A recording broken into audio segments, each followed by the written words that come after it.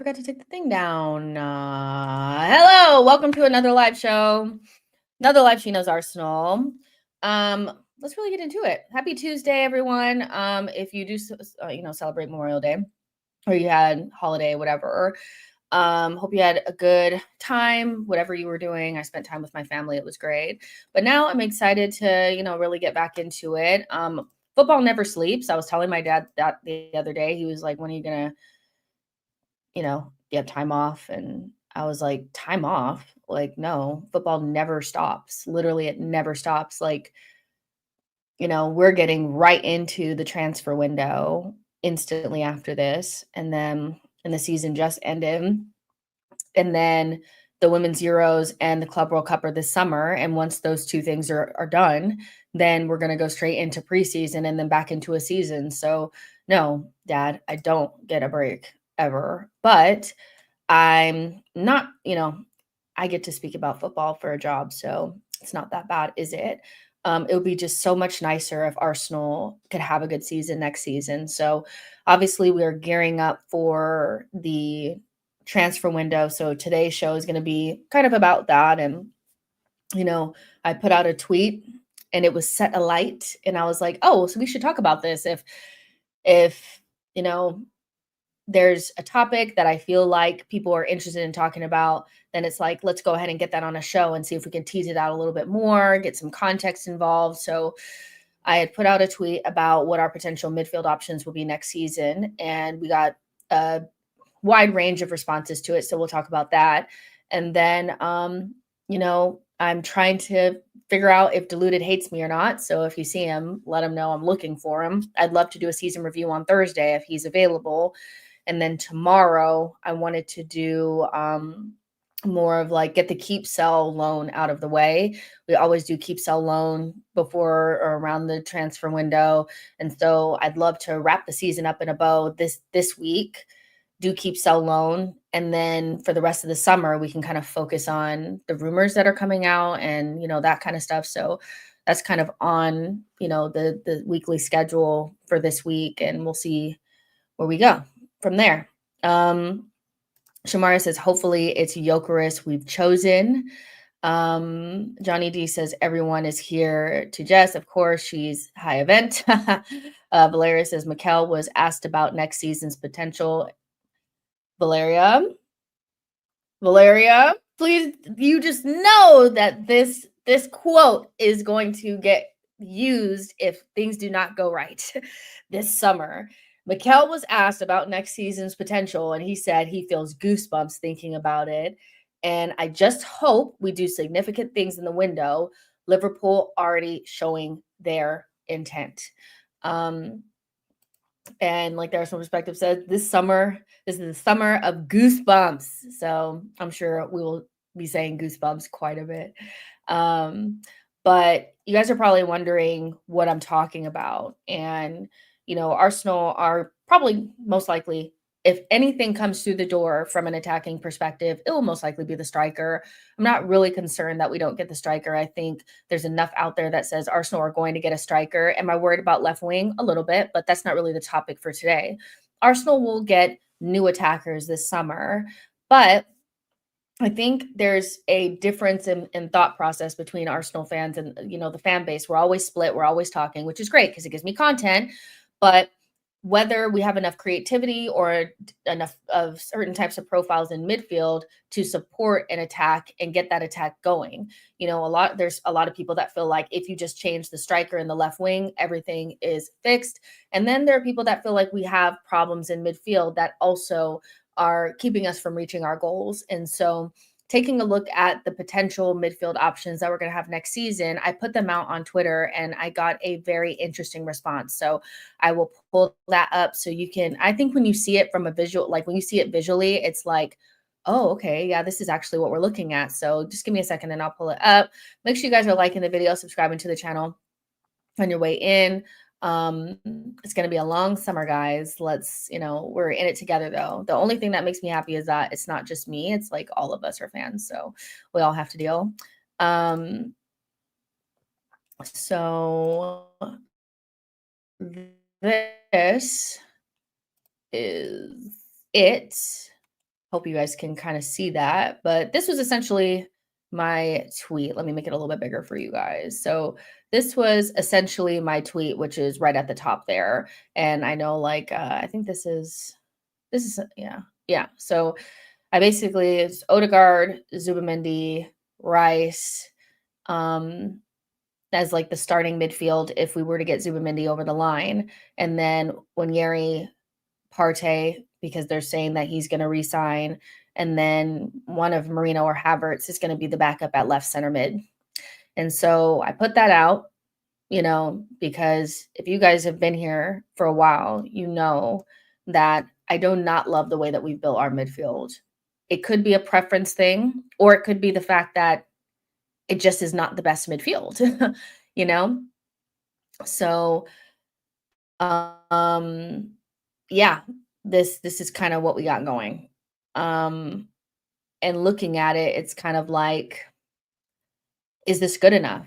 Is Odegaard, Zubamendi, Rice, is that enough creativity? Is that enough athleticism? Is that, enough of the pieces that we need to be able to break down those deep blocks behind them if one of them were to get injured, which we've seen, has happened this it took Rice a long time to get fit for the season. He was really kind of like lagging at the beginning. And I think we suffered from not having him, but we suffered without Odegaard. And we don't really know what Zubamendi is going to be like. But if the backups to that group is Ethan, Partey, and Marino slash Havertz, does that work?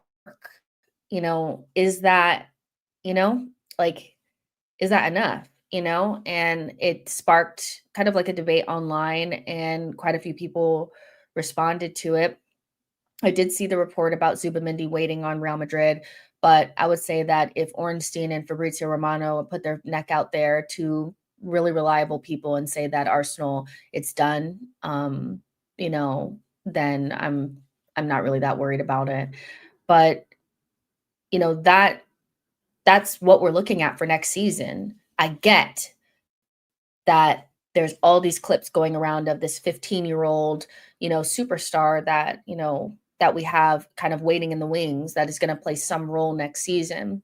But realistically, I don't really see Arteta putting a lot of, trust in a 15-year-old. And I don't think we as a fan base should be looking at Max at any sort of anything other than a plus for next season. So this is what we're looking at, especially when you think about the fact that, you know, when you look at the backup for left center mid in Marino and Havertz, the amount of money and wages in that particular position kind of means that unless Arteta were to almost admit that he maybe got that wrong with not playing them and playing somebody else there, switching things around or playing Miles there, this is what we're looking at. Arteta had to convince the board to sign Havertz and Marino. The transfer team had a lot of concerns about both of those two players, and he convinced them that these are the players that we need. And they are taking up, in my opinion, a very important position that we could fill up with somebody with more creativity or, a good passer on that side to open up the left-hand side, get it ticking, and ultimately even somebody that could even maybe play on the right when Odegaard's not playing well. But you take all those options away from yourself when you put almost 100 million and over, 600,000 pounds a week, or around 600,000 pounds a week in a position like in those two players. And so, and Arteta, if you buy two players that kind of mimic each other in the style that they have, which they're kind of low touch options on the left-hand side that are kind of slower, but they're tall and they could get in the box and score headers and they're kind of second striker kind of players, then that is a conscious choice and the type of player that you want to see in that position.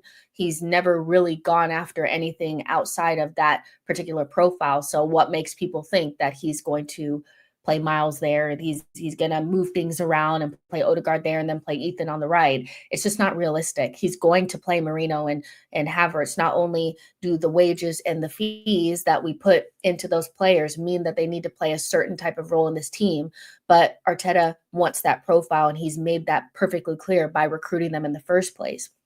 And so we're kind of, like that's kind of where we are with that midfield. And with no real kind of rumors or any sort of confirmation of Arsenal wanting to improve in in that position, it does worry me a little bit. Now, I do agree that getting a new striker and getting a new left wing, especially if the left wing is more creative, will help. But there's still a part of me that feels like we have doubled down on something that doesn't maximize what we could be doing in midfield, and we are still missing key profiles to help us break down those deep blocks, and that's concerning. It is concerning, and no team that is an elite side has one creative player in the team at a time. And right now we kind of have two in Saka and Odegaard, but when Odegaard plays the deeper role, he's just not as creative as he is when he's just in the 10. And I think Zubamindi helps that, but still, I'd love for us to almost have too much than just about enough if things go right.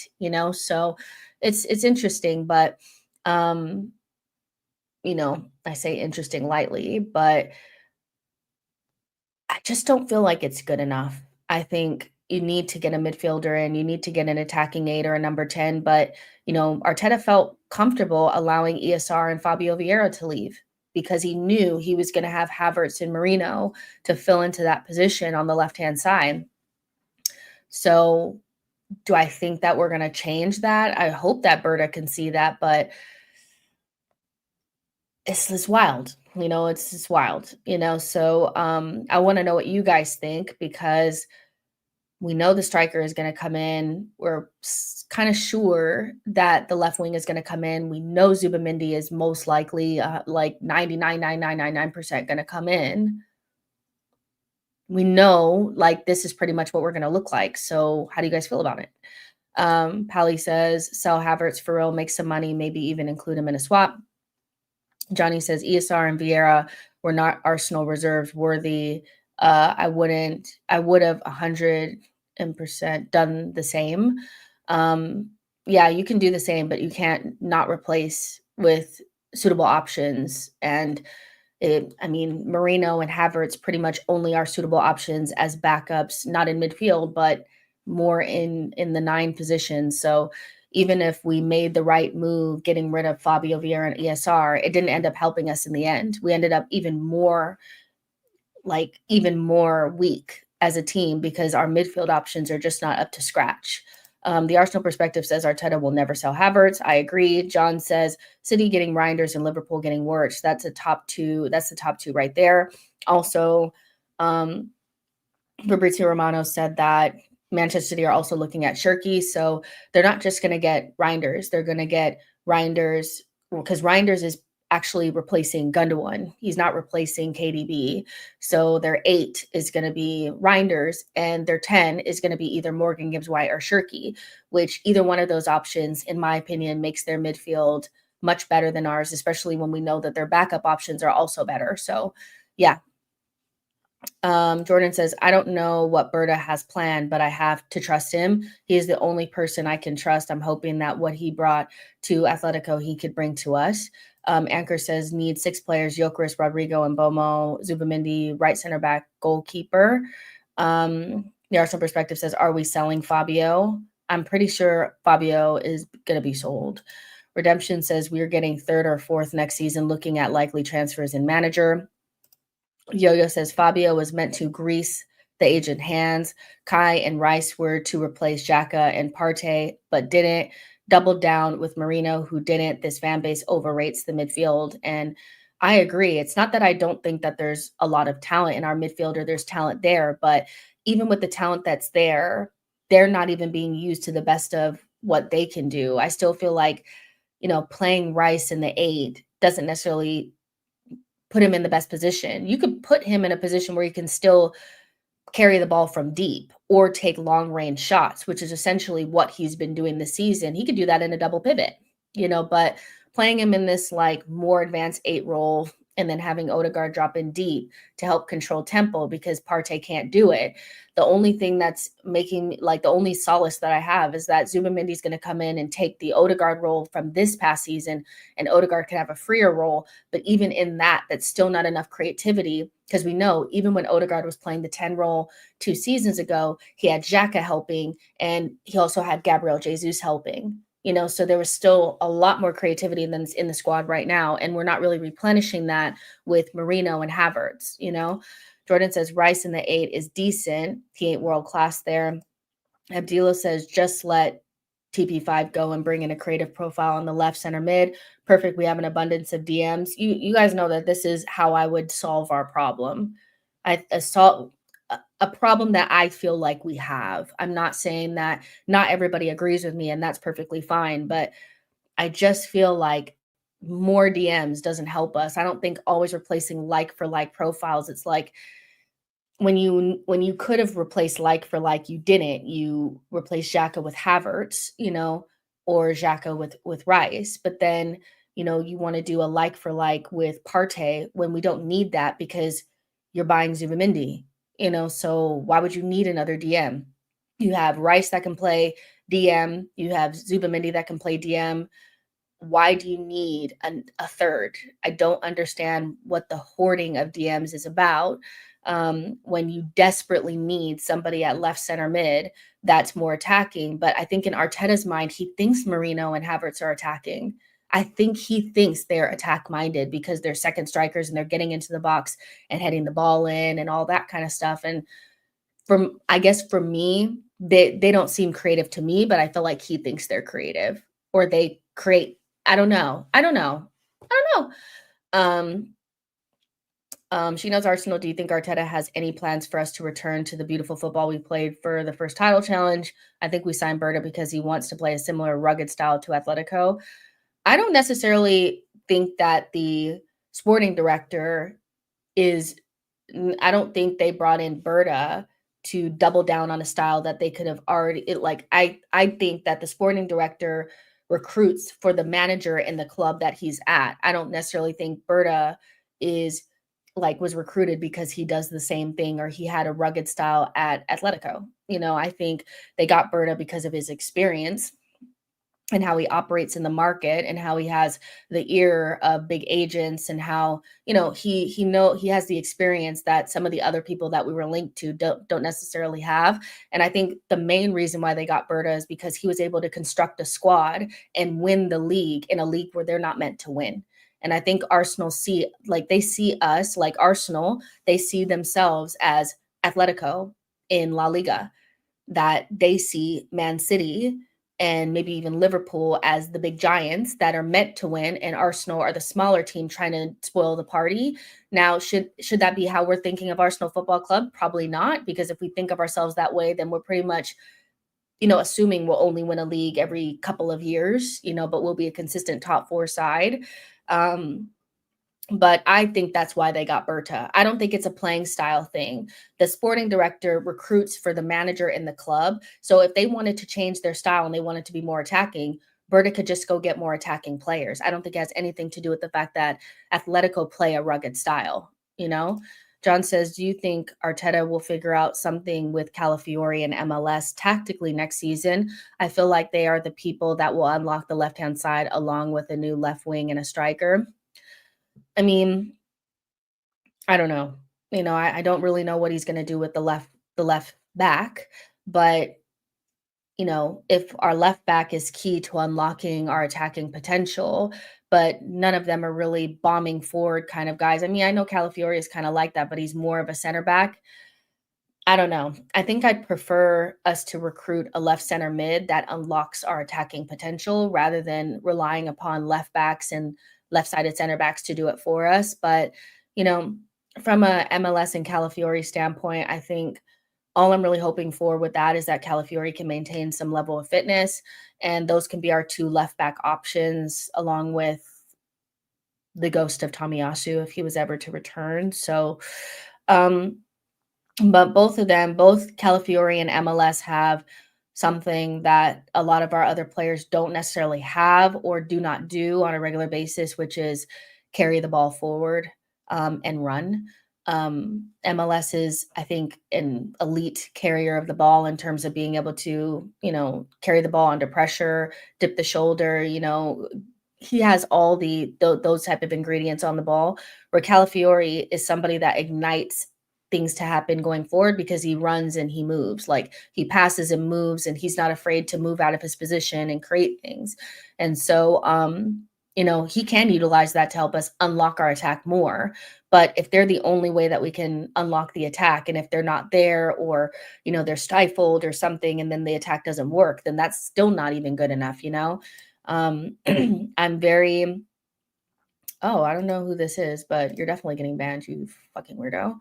But I definitely think that, like, if the left back is key to everything, then we need to rethink the style that we're playing.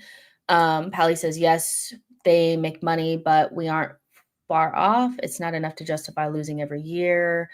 Westbird says, do you think if Jokeris comes in, we'll have to change our system to maximize his goal threat? Yes, I do. I think he's less of a plug and play than Sesko.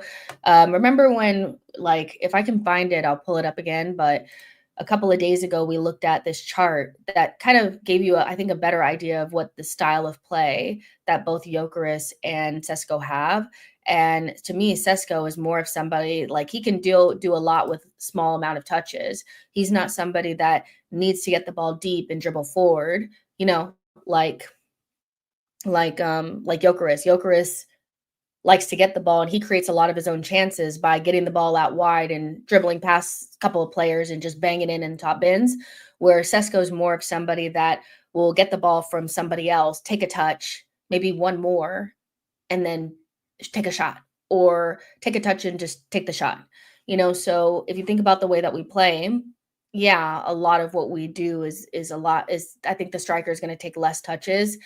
It's not like when we used to play with Gabriel Jesus. Jesus used to come deep and do all this extra shit. Once Kai started playing up front, the center forward took a lot less touches. So I think Gyökeres's game will mean that we need to play a more fluid game. We're going to have to run around more. We're going to have to not rely upon set pieces and corners. And we're going to have to, he's more of like a Suarez Vardy type of number 9. So you're definitely going to see him going out wide and, kind of dribbling past players and doing that type of stuff. And that's different than what we've been used to, because we've really focused so much on crossing the ball in and heading it in. So yeah, we're going to have to play a different style, but I would love for us to modify our style and be forced to do it to get the most out of an expensive signing, so that we can get out of the way that we play, because I think the way that we play sucks. So, you know,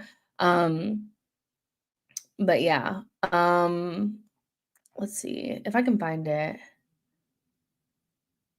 Let's see. Meshka says, do you think Arteta, with his gradual descent into maximum control football territory, has maybe put off some potential creative targets like Wirtz, Williams, etc.? I don't know if he's put off, if he's necessarily put off, like Williams is put off against us, or Wirtz is put off. Like, if you mean if Arteta is put off those players, or he doesn't want those players, I understand that more. But we don't know what our conversations has been like with those players, if we've had conversations. But I think Arteta's maximum control doesn't work because we don't have the types of players that keep you in control and take advantage of the control that you have. So you don't have a striker that can put the ball in the back of the net. You don't have a winger that can help you create in small spaces. You don't have a passer from deep on the left. You're missing a lot of profiles to make that maximum control make sense. The type of team that he's built, I feel like it would be, even like, if he built the team that he has now, this is the type of team that allows you to have the ball, nicks the ball off of you, and then kicks it to fast runners on the counter attack, and then kicks it in the back of the net. But we have the type of team that is better out of possession, but has all the possession all the time, but can't do anything with that possession. So yeah, I don't know necessarily if like a Wirtz or a Williams wouldn't be interested in coming to our Arsenal because of the style that we play. I'm not sure that necessarily believe that, but I think Arteta is probably doesn't want those types of attacking players because it doesn't suit his style because his style is so heavily based on being out of possession. But when we get the ball, we can't do anything with it. So I don't know, what his plan is. I don't know. Redemption says, "Don't we want to play differently? So should we get Jokeris for that reason alone?" I want us to change our style. Uh, to me, I want us to change our style to, and when people hear like, "Oh, you want to change the style," a lot of people that are deeply unserious in this fan base and are very pedantic and just they don't have the ability to have conversations because they're so fixed on their own narrative is when you say that you want to tweak the style, they start saying, well, this style is how we, scored 91 goals, or oh, the style that helped us finish second when we were, in the doldrums with Emery and we couldn't do this, or, you want to change the style and this style did this for us and, this kind of stuff. And like, so you just want to go back to, what we were under Arsenal where we couldn't beat any of the big teams. And that's not what anybody is saying. Don't be so extreme. Don't, because you're being intentionally obtuse. And we know that you don't actually believe this. You know what people are saying. You want to tweak the system because there are some things in the system that are not working, and that doesn't mean that the entire system needs to be binned off. But like the only thing I really like about the way that we play is that we don't concede a lot. I feel like that's the pretty much the only thing that people do like is that we're no longer in a position where we're holding 4 or 5 goals. Um, I think that's the main thing that we like. But from an attacking standpoint, I don't think anybody enjoys the way that we play. And so it's strange to me that people that watch us cannot get it through their heads that if we're not winning, people want to see a better style of football. And I think they're valid, but that doesn't mean that they want to go back to not finishing in the top four. And it should not be mutually exclusive that if you play good football, that means that you're going to not be able to win anything. Because most of the teams that win stuff play good football. So yeah.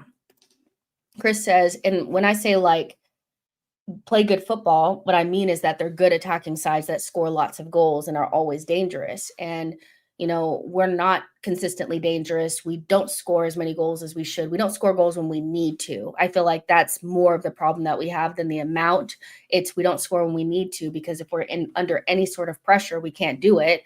And if the opposition puts in a mid block, we can't get past it. So yeah, I think when you say you want a style of play, it's not necessarily that you want to go back to not being able to beat anybody and you want to go back to outside of the top four. It's just that I think you feel closer to where you want to be when you're consistently dangerous. And a lot of times when you're consistently dangerous, it does also mean that you play good football, or good attacking football. That's all. Double S says, if we played like 22-23 season and was finishing second, I could get behind Arteta more. The fact that he's gone to such a robotic style and we're not winning trophies, he has a clear problem. John says 23-24 season on the second half of that season could do if we get Jokeris and Rodrigo. And we did find the sweet spot for about, what you call it, 14 games, I think it was last season.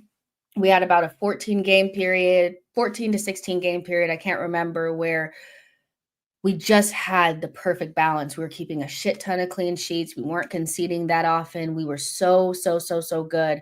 And we were scoring a lot of goals. We were scoring that early goal and then hitting him with the second goal. And it was probably the best I felt under Mikel outside of the beginning of the 2022-2023 season. And I'm not quite sure how you get that balance back, but he needs to. I do think some of it had to do with Jorginho. I'm not going to lie. Like, I think that midfield actually is more balanced than the Partey, Declan, Odegaard one. And sometimes the sum of your parts and how those parts work together end up being better than just having the best players. Like a good example of that would be England. I feel like, and this is from an outsider perspective, I don't have a dog in the fight. But England, for me, one of their bigger problems is that they don't put pieces together that work. They put their best players in and try to force it. And I think they look better when they focus on the pieces fitting rather than getting your best players out there. Because I know people will, so you think Jorginho is better than Partey? That's not necessarily what I'm saying, but the best our midfield has looked since the 2022-2023 season is when Jorginho, Rice, and Odegaard played together. And we haven't seen that often, but also the attack was attacking and playing well. So I don't know how we get back to that, but I think Zubamendi gives you more of the Jorginho DM feel. So maybe that will help knit together the midfield with Odegaard and Declan. But that attack has to be really flowing. At that point, like Trossard was scoring a shit ton of goals. Kai was scoring a lot of goals. And also Saka was scoring a lot of goals. So you're going to need a lot of goals in that group still. So yeah, we'll see how it goes. Burmy says um, the system is obsolete and needs to be altered to really be competitive. Yeah, the defense is solid, but the attack is blunt. Other than a handful of games, City 5-1, we usually get just squeak by. Keenan says the system changed when Xhaka left. We just never brought in the right profile to balance out Partey and Odegaard and help facilitate build up in our left half space. I do agree with that. Errol says we're not getting the Real Madrid player for sure, Jess. Who's the Real Madrid player? Is that Rodrigo? Yeah, over the last couple of days, I feel like, Xabi made it pretty clear that he wants to keep him. So, probably going back to the drawing board with Nico Williams, but it is what it is. Let's see. Boy says the issues in attack are strictly personnel issues. Same for midfield. The Arsenal perspective says, what about blistering pace up front, Jess? Who can we get to address that? I don't want to sacrifice brains for blistering pace because we know what that looks like. So I don't really know who we can get that has the pace, but I don't even know if they need to have blistering pace. I just think that they need to have the ability to run past people. Like I don't think Nico Williams is blistering fast, but I think that he adds kind of the things that we like from Trossard and things that we like from Martinelli pretty well, but also adding a little bit more on top. So I don't know if I'm 100% like bought in with we need blistering pace. I think we need more pace because a lot of times players that have blistering pace can't trap the ball. And I think that causes problems for us anyway because we play against a lot of deep blocks. So yeah, I'm very, a little bit like we need more pace, but do we need the types of players that I don't want to sacrifice technical quality and decision making and a brain to get somebody who just knows how to run in a straight line just because they're fast, because we already have like Martinelli and he's our fast player. So like Boy says, we just need technicians. We need players that I think can unlock things more than just raw pace, if that makes sense. Victor says, definitely don't sacrifice brains for pace, but we need speed in general. Look at our midfield. It's so slow and Zubi won't help that. So we need more speed in general, especially for wider games. So I don't actually think that. So in midfield, I don't think we need pace in midfield. I think we need pace like in midfield. We need speed of thought and the ability to be able to actually do what we're trying to do. So first you need to be able to think of it. So you need to be smart, and then you need to have the technical quality to pull it off. And I think that's what we need in midfield more than pace. When people say we need pace in midfield, which is, I'm not 100% sure that that's what you're saying, but when people say we need pace in midfield, I'm like, we don't need pace in midfield. We need pace up front so that when our smart technical midfielders release the ball into space, there's somebody that can actually run into that pocket and make it happen. I think we need in wide areas, especially on the left, and on the left for sure, we need somebody that's pacey, but they also need to be able to be a better technician. In midfield, I don't think we need pace. What I would say is we need maybe athleticism. Athleticism and pace are two different things for me. And where we kind of lack a little bit is when you have Havertz and Marino as two big figures in your midfield, and you have Ethan and you also have Odegaard and you have Zubi, you don't have athleticism. The only athletes that you have are maybe Thomas, whose legs are gone, and Rice. And so we don't need pace in midfield. We probably need a little bit more athleticism. And if there was a physical quality that we could add is maybe somebody that is maybe a better ball progressor, but not necessarily pace. Pace up front for sure. We could add that. We could definitely add some pace up front, um, but not at the sacrifice of brains. Like I would not want Adeyemi. You know, he's somebody that to me replicates a lot of the things that Martinelli already has. And a lot of times pacey players are not, they don't have to work as hard on the other things because they have the pace, but you know if they get that one injury and they slow down, they're basically useless. I think we have a technical quality more than a pace problem, but I hear you. Wesbird says our build-up play this season has been so slow in transition, which makes it much easier for the opposition to defend against us, and that has to change going forward into next season. One thing that Zubamendi does do well is he releases the ball quickly into the positions to make sure that players are not marked. I think one thing that we do, like you said, is when we release the ball, it's always like a 2 seconds too late. And 2 seconds too late means that the defenders have closed in on that. And that's why we have a lot of those moments where our players are free and then we take too long and they pass it. And then the other team just hops in front of them and takes it and goes in and counterattacks. That happens a lot to Declan. I noticed that when he's ahead of the ball and we try to pass it to him, we wait 2 seconds too late. They snap in on him and then they're free to go right towards Partey and then we're in trouble. So releasing the ball too late is a problem that we have. And I think part of that is because we've been conditioned as a team to not lose the ball because Arteta's afraid to concede. So everybody's waiting for the perfect pass, like the perfect pass that's like super open and super obvious. And a lot of times the opposition is only going to leave sideways and backwards passes for you to do open. But if you second guess it and you're afraid to just snap that ball forward and you take those 2 seconds, the defense is snapped onto that player and it's over. You know, so we were so much better when we just moved with instinct up front and we just punched the ball forward quickly and punched the ball forward and the player was there and we just took those moments. But yeah, it's dangerous because then if the opposition takes the ball off of you, yeah, you're exposed, but it is what it is, you know, that's what you have to do. Samuel says, they're saying Cunha first bid been rejected by Wolves. United are actually cooked. I don't know. I feel like um if they're actually cooked, I feel like it's kind of like maybe the bid that we put in. We always put in this weird bid first that's always super, super low and whatever. I think Cunha 100% is going to end up at United anyway, so if that makes sense. But we always do that too, where we put in this weird low bid that we know is going to get rejected. Man United know that they're not under any like danger of losing Cunha. Cunha is not going to go anywhere else because they already have a verbal agreement. So it is what it is. Let's see. Kwame says Inzaghi, Xavi, Ancelotti, or Simeone can do a better job than Arteta. Let's see. John says, I just cannot see us getting first or second. Those two have moved up a level. If we don't get at least Gyökeres in a left wing, even a third is not guaranteed. Yeah, I'm trying to understand like what we could do this summer that would make me feel like I'm not going to predict us to finish third or fourth.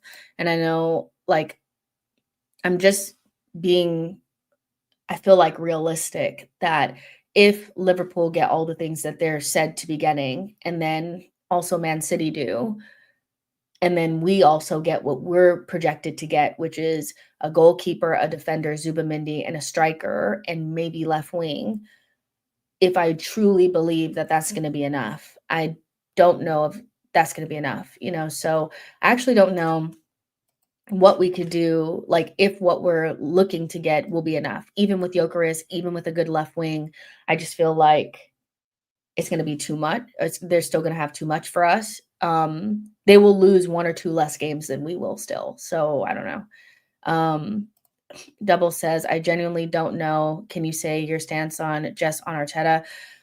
Like I said it the other day that if it was up to me, he would have went now. This was to me his last season to kind of show, what he's got and like if he can win a major trophy, and he didn't do that. And I felt like he had a good opportunity to do so because City were horrible and Liverpool didn't even have to get to 90 points to win the league. So I know we had injuries, but the injuries could have been offset by a decent summer window. And whether he I don't think his hands were totally tied behind his back because he has a major say in signings, and we know that. So I have to put him in the group of the board because he is a part of the board because he's a manager and not a coach. So without knowing all the details and having multiple seasons of not winning anything, I would have let him go this summer. Now, I'm an Arsenal fan, and if I just sit here, there's nothing for me to really talk about with Arsenal fans in my channel and my community if I say I'm Arteta out, and all I say for the rest of the summer is I'm Arteta out.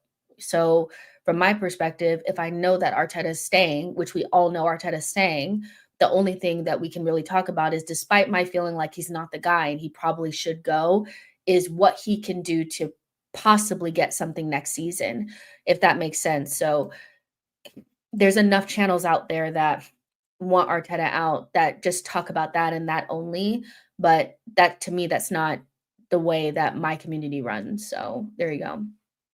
And Boy says, can we stop wasting breath talking about Arteta out? Which is essentially what I'm saying.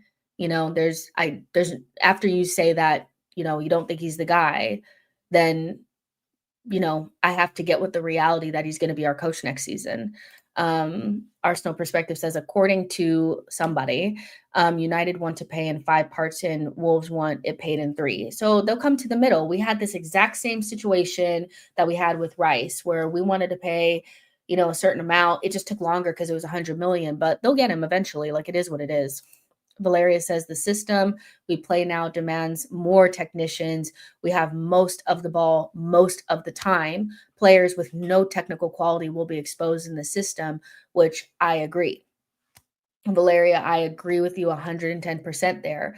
Is a team that requires their system requires them to have the possession all the time and is going to come up against mid to low blocks about 60% of the season, if not more, has got to up the technical quality and take the risk of potentially conceding a couple more goals, especially if you know that you have Declan Rice, you have Raya, you have Timber, you have Saliba and Gabriel and Miles Lewis Skelly / Calafiori. There is no excuse not to be a little bit more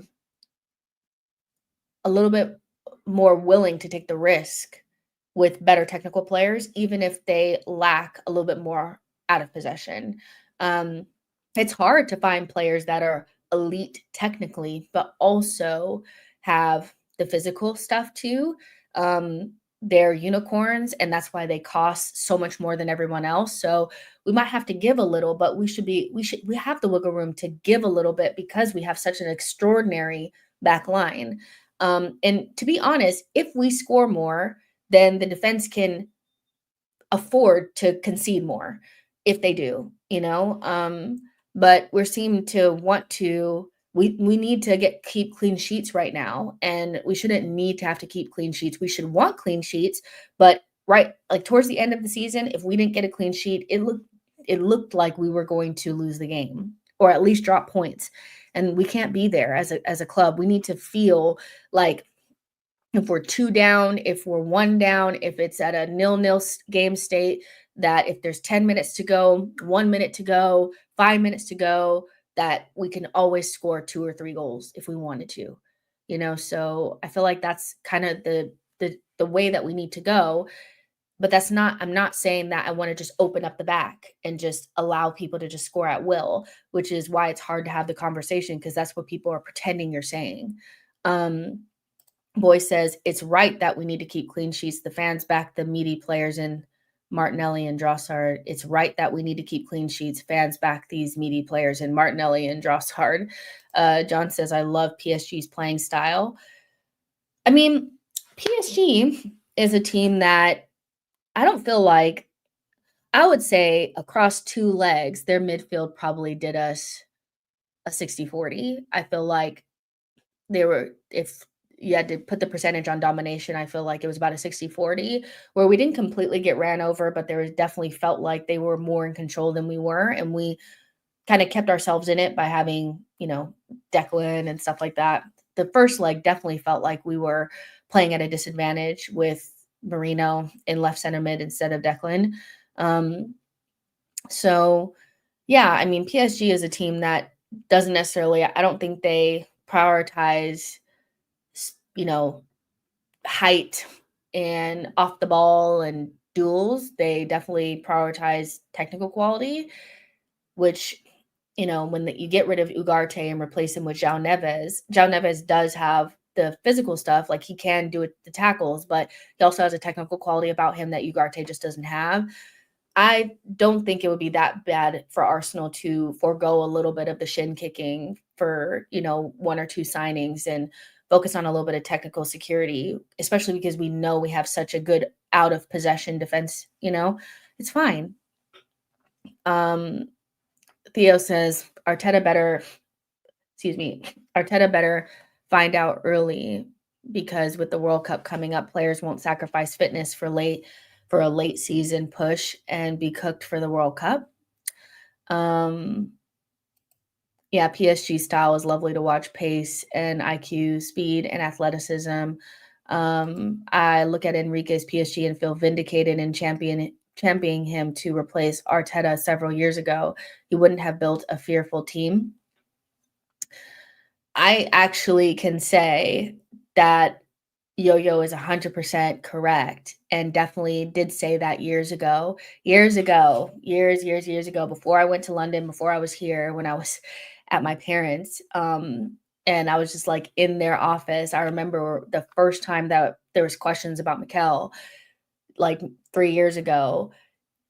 I remember you saying Enrique, and I think at the time there was a lot of pushback, because he wasn't in, like, the light that he's in now, and so I totally understand what you're saying, and I think if we got linked to him and he came, I would totally with open arms because he's won things before and he plays an attractive style, and a lot of us talked about this the other day, and I know that maybe I sit a little bit more on the it's not a hot take, like, it's not like I'm lukewarm on it, a little bit more lukewarm than other people, but a lot of people in this fan base feel like the manager has to play attractive football because of who Arsenal Football Club is, because a lot of what people know us in the modern era is what Arsene built. And so having an Emery manager didn't work because he didn't play a good enough style. And what Arteta has kind of devolved into is also not of Arsenal of old, So it's not, I'm more lukewarm on it because would I take Conte for a season? No, he was going to destroy everything, but I knew I was going to get a title and maybe the football wasn't great. I would take that because I'm desperate and I haven't seen it in 20 years. But I totally understand what people are saying. And I would love to see a better brand of football. I would, 100%. I would love to have seen a better version of football than we play right now. Kwame says, Jess, I don't think Arteta knows his own formation. I think he knows. I wouldn't say Arteta doesn't know his own formation. I think he's built this monstrosity. Like he's built it. He knows this is what he wanted to build. I think he knows it. I just think it's not quite working. And I think in Arteta's mind, he probably thinks we just need to get better attackers and it'll work. And we'll figure it out. We'll figure out whether or not he's right or wrong. But I think he knows his own formation. I think he knows this is what he wanted. He's built this. Like nobody's stopped him. He's gotten almost everything that he's wanted. So he want this.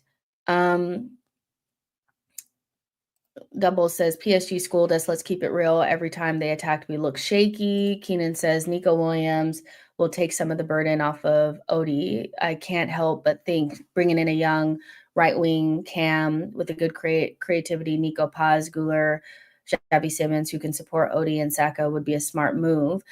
I actually disagree just a little bit on this. I think we should bring in a creative midfielder, but they should be more geared towards the left. And the reason why I say this is because although I don't think we should put a lot of pressure on these two players, they are coming down the line and will eventually be able to support and or take over and or replace Odegaard and Ethan and Max Dowman. But we have nothing coming down on the left. We have no balance on the left. We have no anything creativity, nothing on the left. And so constantly reinvigorating the right or trying to stockpile on the right, you'll have Odegaard, a new player, and Max Dowman and Ethan, but you still have a shit sandwich on the left. And so I don't necessarily feel like buying a Goulet in particular because he plays in Max Dowman, Ethan, and Odegaard's position and Saka's helps us. I think buying somebody like Xavi Simmons or Eze or El Canoes that actually plays on the left is actually better for us. We quite literally have nothing on the left. Nothing. It doesn't help us to buy somebody who primarily plays in positions where we have top level talent coming down the line quickly on that side, and also two name stamped on the team sheet on that side. You need to get somebody on the left. So I agree, but that left hand side, that especially left center mid, that cannot continue. It can't continue. I'm sorry. You need to get somebody on that side more than anything. Valeria says we are now the team in the Big Six with the longest trophy drought. Mikel would not have survived at another Big Six club so far. I just hope we get rewarded for sticking by him. Pally says Ethan, Saka, Odegaard, Dowen all have similar playing styles. It's crazy. Exactly. Like when you have that much talent on that side, you can kind of look away from that for a second. And I know that Odegaard comes into focus the most because he's had the poorest season, but you quite literally have so much talent on that side, and you don't stockpiling that side and leaving the left in squalor makes no sense to me. You can always come back to the right. Right now, the left is like on life support. There is no creativity on that side. Even if you put a left wing there, it you still need somebody on the left that can add a little bit more, which is why I was a little disappointed that Arteta never utilized Zinchenko at left center mid at all in situations where we needed to break down a deep block. I felt like it was oversight, continuously trying to force the second striker nonsense on us, or, Declan Rice in the left eight felt very weird when you had somebody right there that you have on your payroll that at the very least we know it can play left eight and can break down deep blocks and has a pass on him. Didn't get it. Kwame says, I would use the 4-4-2 next season. Raya, Timber, Saliba, Gabriel, MLS, Saka, Zubamendi, Odegaard, Eze, Marino, and Gyökeres. I do not want a two-striker system at Arsenal, but I hear you. I definitely, I get you. Redemption says, how long do you think it will take to sign a striker, start, middle, end of the window? I have no idea. I'm thinking that the window opens soon. Like it opens next week. We had spoken about that the other day. And so we kind of need to, I feel like, get a move on. I don't think we can afford to start the next season with Martinelli and Kai Havertz starting up front.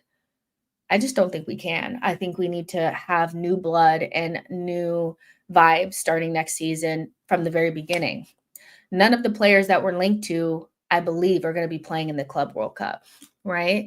So there's no real thing that we need to be looking at. There's no international shit that we need to be looking at. It quite literally is, you can start signing players now. So the fact that unless everything is undercover, which with Arsenal it never is, if we're actually about to sign a player, we usually know about it.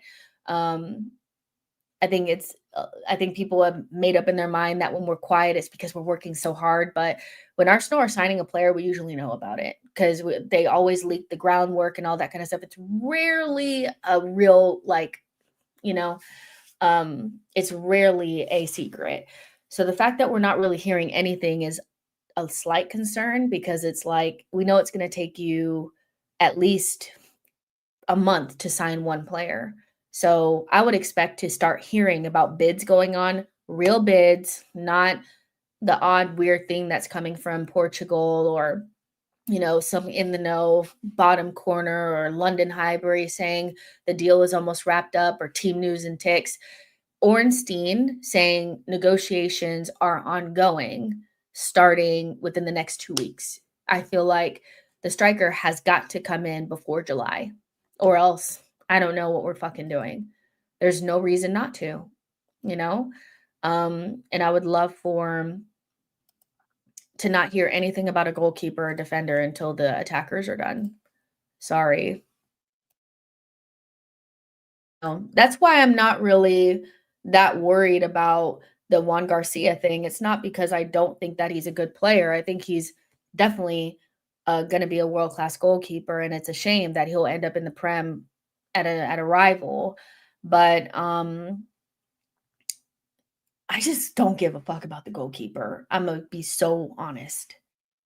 I'm gonna be so real right now. I do not care. I do not have the energy to be upset about a goalkeeper, especially when our goalkeeper has won the Golden Glove twice. Um, no matter how you flip it, how how you try to paint narratives, Raya, for all intents and purposes, is more than a good enough goalkeeper for us to win something.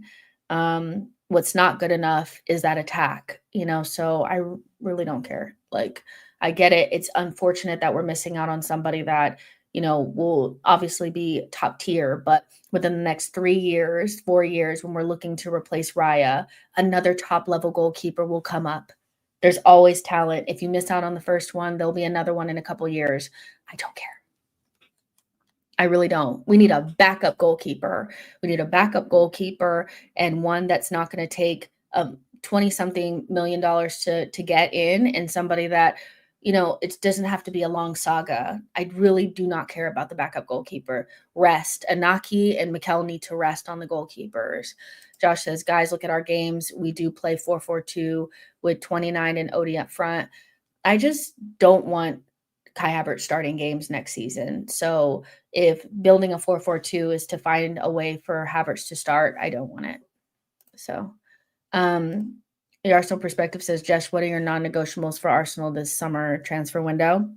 My non-negotiables are, like, I would say it's a failed window if we don't get a 10 attacking midfielder, in particular for the left-hand side, a new winger, and a new striker. I really do think that all three of those need to come in. Now, I already know that we're not going to get the attacking mid-10, so I'm already going to be disappointed, but I would say to me, it's a failure to not get those three things. I really could not care less about the defender and the goalkeeper. I'm so serious, you guys. I don't care. I need those attackers to come in, like, first. I don't want to be looking at goalkeeper comps trying to pretend like this is this is good enough. I really don't. So yeah. Um oh, Ronaldo is leaving.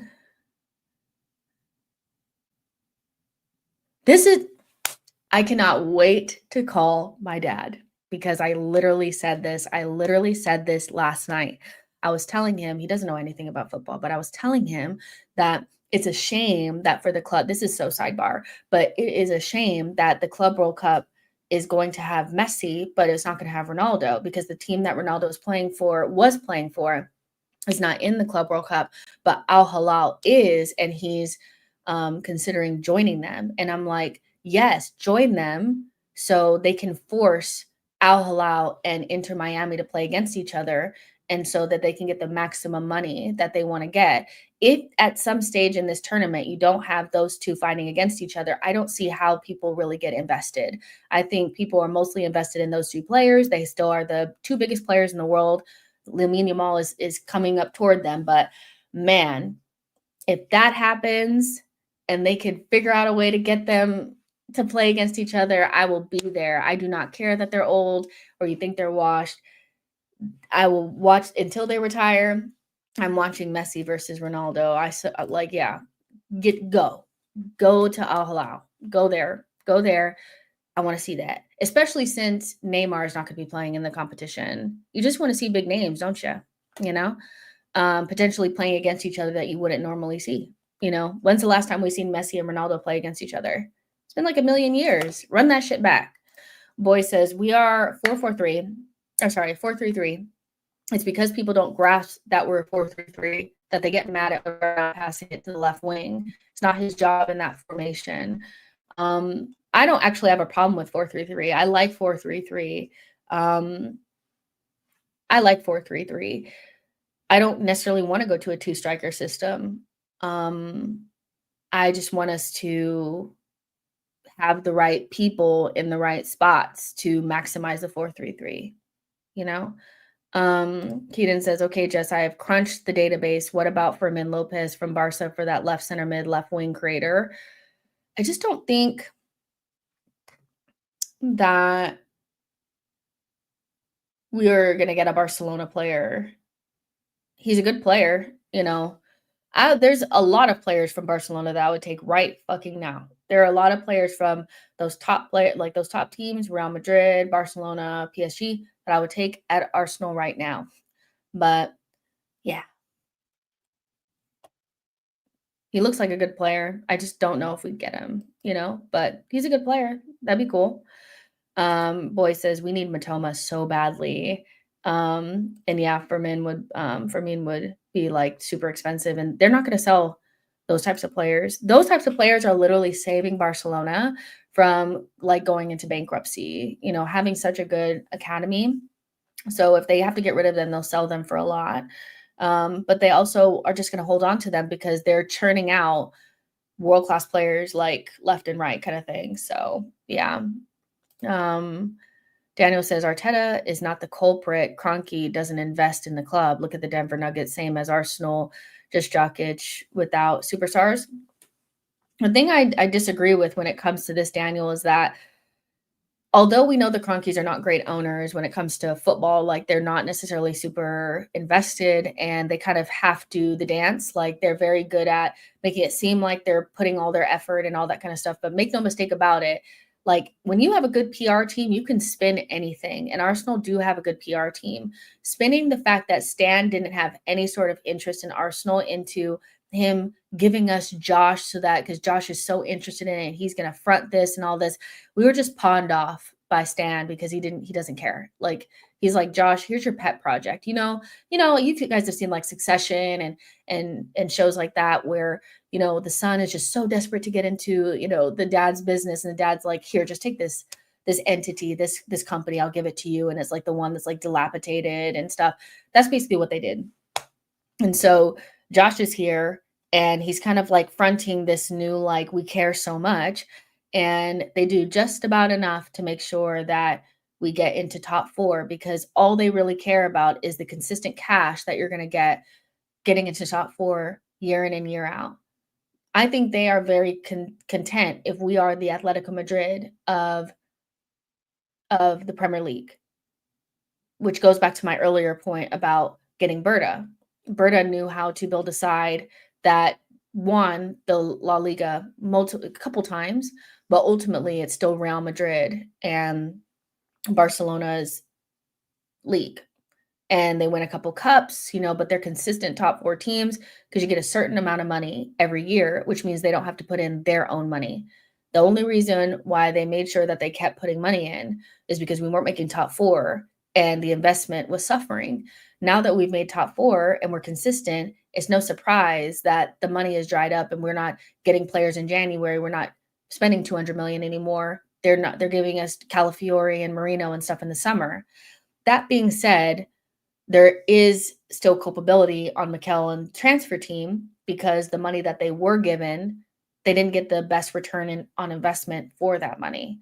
So yeah, I think you can't just say that because the Cronkies aren't giving unlimited money, that the money that was spent to the best of their ability. Like we still could have done much better with the money that was given, which is why it's so frustrating because you knew that the faucet was going to get turned off at some stage. The Cronkies were never going to keep funding. They're not the sheikhs. They're not Saudi investment. Like that's not who they are. They don't care. They want to get just enough to make top four.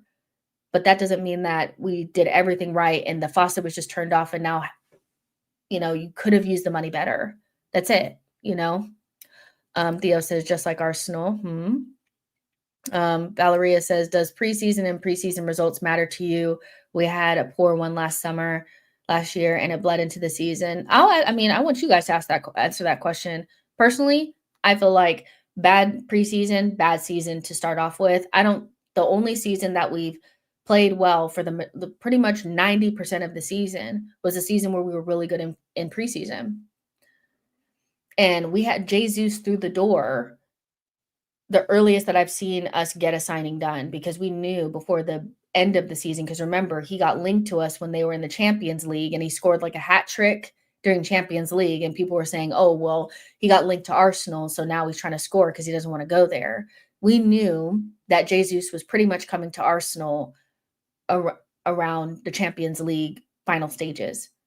And we had him like very early on. And Zinchenko signed probably like two or three games into the beginning of our preseason before we got back to England. So, and those were pretty much our only two signings because the only other thing we got was Fabio Vieira. And we had a very good preseason. I think for Arsenal, preseason needs to be good, or else we're not going to be good at the very beginning. Keenan says Havertz, Sambi, Vieira, and even Marino were all pretty poor scouting on our part. Josh says the owners are disgusting, but unfortunately we can't get them out. So best thing they can do is Mikel out. I'd love to get them out because getting them out will most definitely lead to Mikel out. Listen, the Mikel out thing, the only thing I will say is that, I was very angry about what we did with the Arsenal women over the last couple of seasons. I don't think the investment has been enough. There's been investment, but it hasn't been enough. Recruitment hasn't been the way that I would want it to be. I think we're falling behind Chelsea. That's how I was feeling about Arsenal women. And I still kind of feel that way because, up until we won Champions League, that's pretty much where we were at. And so I was like, even though we don't have all the players that we need, even though, we have these injuries because the Arsenal women, you want to talk about injuries, they had multiple ACLs in a very short period of time. Even though those things happened, I still felt like Jonas needed to go because I'm like, even with what he has, he's underperforming. Like he's underperforming vastly. Like people were saying, well, the league has gotten better. I remember some of the toxic positives in this fan base that don't even watch the women. They don't even watch the women. Were coming into my comment section and saying, well, the WSL has gotten better, so you shouldn't expect to beat all the teams all the time. The league has just gotten better. And I'm just like, are you dumb? Like Arsenal Football Club should not lose to really anyone outside of Man City or Chelsea. That is it. We should be comfortably in the top two every single season because our team is massive and it has so much talent, so much international quality in that team. We should not be losing. There's no way. We were underperforming and people were justifying it because they're just weirdos and I didn't get it. We got rid of Jonas, which should have happened a long time ago. And with the exact same team, Renee was able to win a Champions League. Conte didn't get a big summer. He actually lost players. He lost Osimhen and he lost Kvaratskhelia, but just that managerial change got Napoli the Scudetto. And so even though the ownership is not great at Arsenal and things are not perfect and there's outside things that are happening with injuries and red cards and PGMOL, that doesn't mean that a managerial change cannot change a lot. And I think that's where I'm kind of am with the fan base and having these conversations is that people have pretty much thrown in the towel and said, well, the Cronkies are not good owners, so this is kind of the best we can do. But there's plenty of examples of clubs are one of our own teams and then also exterior teams, like people that are outside of Arsenal Football Club that have changed managers and had pretty much the same group or even less and still been able to do more. So the idea that we can't do anything better is just a farce. But I also understand the fear of who will the Cronkies actually hire. And if they don't, I actually would be afraid of who they would hire because I don't think they'd go out there and spend the bag on Luis Enrique. I don't think they'd triple Inzaghi's wages and get him from Inter. I don't think that they'd go out and get somebody. I think they'd go out and get another novice. So yeah, it's tough. But at some stage, we will be at a point where it'll be like, if he's not winning, you got to move on, whether we think we're going to get better or not. You just have to change something. Saturday says Barca women were stunned by that loss. they didn't even consider the possibility. Josh says, John, we have agreed to never mention that manager's name again. Jonas. Pixel says, Arteta has been found out. He should go to Spain or Italy now. EPL is for winners. John says, Mariona or Russo for women Ballon d'Or. Any other person, it is rigged. The Arsenal perspective says, but they have made Arteta second highest paid manager in the world. Make it make sense. It's really, I don't know how he finessed that. Yo-Yo says, Jonas held the team back. His renewal, like Zingsberger, was frustrating. I mean, I don't want to say I see parallels because I know people will get mad at me for saying it. I really don't feel like getting the negativity, but I do see parallels between Jonas and Arteta, that they are underperforming with some of the players that they have, and they have had time and they have been backed. You know, Jonas was backed quite a bit. You know, he got Russo, he got big players, you know, and he renewed players that he shouldn't have. And you know, seeing somebody like Gio that was treated so badly by the club, and watching her with my own two eyes and realizing that we really let a super talented young player go because Jonas just couldn't figure out how to use her. I do see parallels between him and Arteta. I, you know, and sometimes it just does take a managerial change. Even if you understand that the ownership is not great, that doesn't mean you can't still do better. And that's all I'm saying. You know, Yo-Yo says KSE pay handsomely, so we'll attract top managers. Berta will hopefully be ready when the time comes. Rock says, Jess, do you think Slot wins with this Arsenal season? That is a really good question.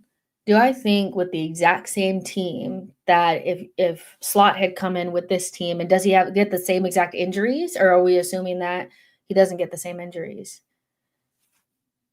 Because I mean, he inherited a better squad than what we have. I know Liverpool finished below us last season, but I don't think anybody is cracked out enough to believe that Liverpool squad is not better than ours. It just is.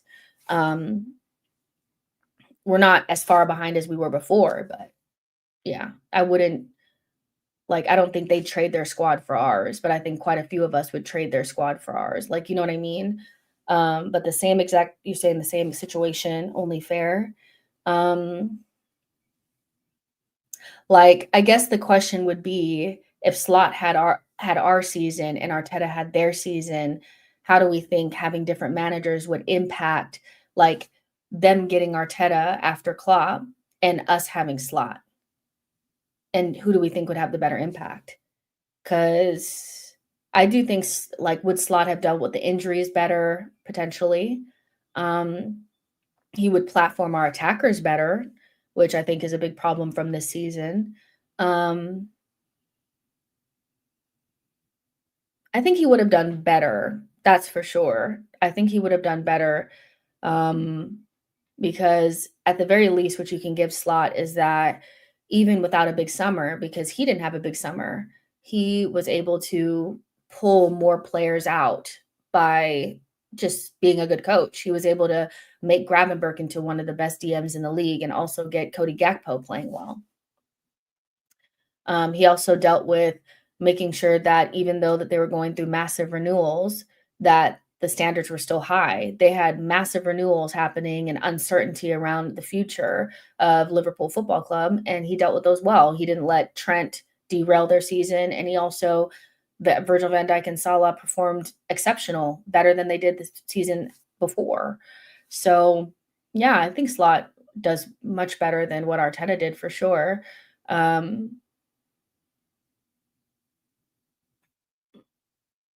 Do I feel like he wins though with the exact same injuries and stuff? Hmm. Interesting. It's a good question. I want to non-commit. I think he'll do better. I think he'd do better, that's for sure. Big says he would have lost to Madrid. I guarantee you that. When they played Madrid at the time, Mbappe was performing poorly. When we played them, Mbappe was their best player. John says, I do not think that their squad is better than ours. They haven't even reached our points tally off last season. They didn't have to. They didn't have to reach John, you have to understand too, like, they didn't have to reach our points tally. What did they do? They missed it by how much? Like let's look at the Premier League table. I get what you're saying, but with knowing that they were like 10, 12 points ahead, they could just, I mean, because they dropped a lot of points right towards the end because they had already pretty much won it. So you have to keep that in context. That if we needed to push them, they would have pushed themselves further. They dropped 1, 2, 3, 4, 5, 6, 7. No, they dropped 10 points in the last 4 matches, but they had already known that they had won the league. So, and they got 84 points, and the max that we ever got was 89. So, you can't like, you know what I'm saying? Like, they would have only needed to win 2 more games and they would have beat our points tally. I think it's a little bit like, let's make sure that we're being honest here, that they dropped 10 points in the last 4 games, but they've been drunk for weeks because they pretty much won the league in, if we're being kind, they won the league in April. So, yeah, I'd their squad is better than ours. It just is. Um I think, you know, John says we regress more than they have progressed, just like they did last season. How dare you? Liverpool won the league with our points tally from 22-23, by the way. Pixel says even Klopp said they needed something fresh and look at the results. Kwame says Arteta has failed for 5 years for the managerial position. Shamara says they went to Dubai. That's why. Jordan says Arteta focuses on winning games in the context of 90 minutes, not in the moments during the game. That's a really good point. The way that I describe Mikel is that like he thinks about the data all the time. Like he doesn't focus on, like you said, moments really and momentum and emotion. He focuses on like he's not focused on trying to get his team into the right mind frame to play good football and to make sure that they're platformed correctly and all this. He's thinking if we get into the box 20 times a game, then the likelihood of one of those times that we touch the ball in the box, like the likelihood is that we'll score this amount of goals. If we have 10 like if we have 7 corners in a game, the likelihood is one of those will be a goal. So when we have games like that where we have so many touches in the box and we had so many corners but we end up with a donut and we don't score, he says we deserve so much more. And that's where you get the we deserve so much more because he doesn't think about the performance and how, dead and lifeless we look and how we pass it sideways and backwards. He's looking at the data that says, they probably have a computer that says, this is what the score should have been based on how many times we touched the ball in the box, how many times we crossed the ball, how many times we got corners. And to me, that is like the complete opposite of what we knew from Arson, who basically didn't do data. He did the eye test and vibes. So we went so far in the other direction where maybe Arson relied too much on eye test and vibes and having fun playing good attacking football. And Arteta's gone into the direction of no attacking football. Just make sure you touch the ball this amount of times in the box and we will score because that's what the data says. And we just need to find a happy medium because, like you said, he focuses on winning the games in the context of 90 minutes and not the moments. And he forgets the moments. He doesn't think that the thing that derails your whatever your model is, like I'm not a scientist or a mathematician, but you'll have like a model. The thing that derails that is the natural chaos that comes from a striker, or the fact that the other team can touch the ball in our box once or twice and it's going to go in the back of the net because they have a good attacker, so I don't think he thinks about those aspects of things. I really do think a lot of what he thinks about is based upon some sort of game model that they make up that tells them that this amount of crosses, this amount of corners, this amount of this. And I don't like it because it builds up some of the worst football I've ever seen Arsenal Football Club play, out, only taking out Emery, which was like 1 year of football. The Arsenal perspective says Leroy Sané being offered to Spurs. They seem to have a very good relationship with Bayern. Who do we have a good relationship with, by the way? Rock says you can't manage football through moments. You can't, but you can't exclude them. And that's the point.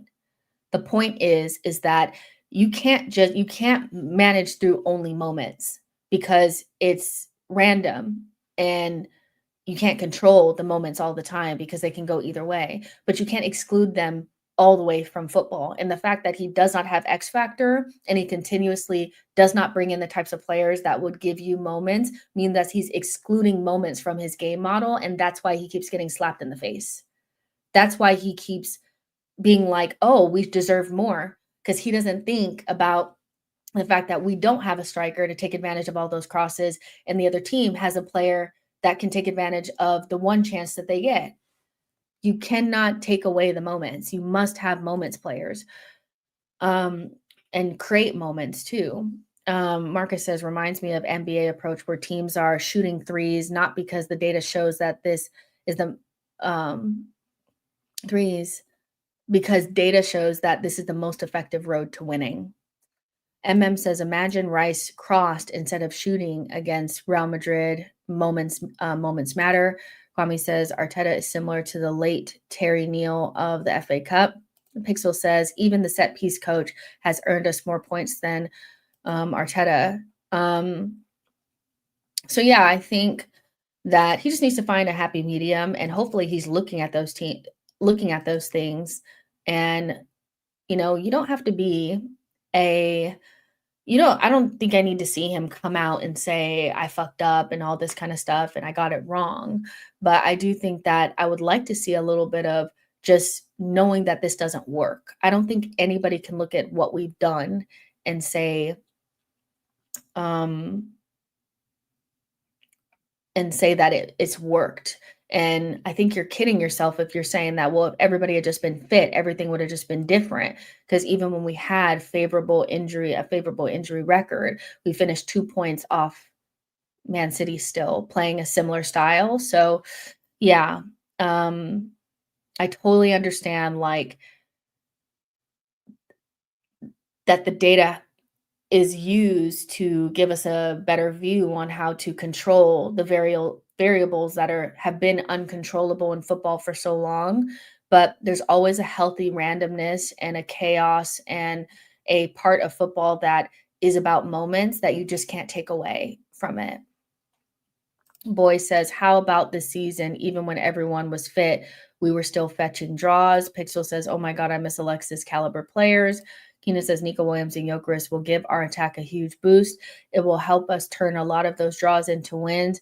We'll be competing for the league and CL with a good chance of titles. Yeah, I mean, I think that they'll make a big difference. I still feel like we're missing something in midfield, which was the point of this video. But it will definitely make us better, because we just adding good attackers to a bad attack is definitely going to improve you. How much it improves us, I think, has a lot to do with how Arteta utilizes those attackers. If he gives them the freedom to express themselves and have fun, and attackers score more when they're having more fun. And if he allows that to happen, then maybe they'll do better. But I would be really excited to see a Nico Williams Saka wing pairing. I just haven't seen a lot about Nico Williams lately. In fact, I haven't seen a lot about us at all. Like links outside of anything outside of Gyökeres versus Sesko. So I do kind of wonder what's going on with the winger situation, because the same things are kind of being regurgitated. It's always like they're choosing between Sesko and Gyökeres. The wing situation is they like Nico Williams, and Rodrigo is kind of far-fetched, but they also like Gittins, and I'm just waiting to see what we do. Let's see. Victor says Calafiori has a bit of chaos and freedom that I wish we could get with a forward. Ami says redemption. Definitely we should bring back Eze. I would love Eze. I would hate for him to go to Spurs. I think he's too good for Spurs, to be honest. So I would love it. I would love Eze. Now, if you wanna go Disney with a good, with a good player, you know? Let's see. Um, then Bella says, "Jess, which deals are done deals for us so far?" None. We don't have any done deals. There's, like, no new news on the front except for, in terms of players that I think we thought we would be in for. Xabi Alonso said in his press conference the other day that he like Rodrigo is an important player for them. That doesn't necessarily mean that he'll stay, but I think when a manager speaks very clearly about wanting a player to stay in a press conference, I think there's a good chance that they will stay. And most players that are there that are on the bubble when a new manager comes in, it's harder to get them out because the manager wants to see what they can do with them. It gives them a new lease on life, things like that.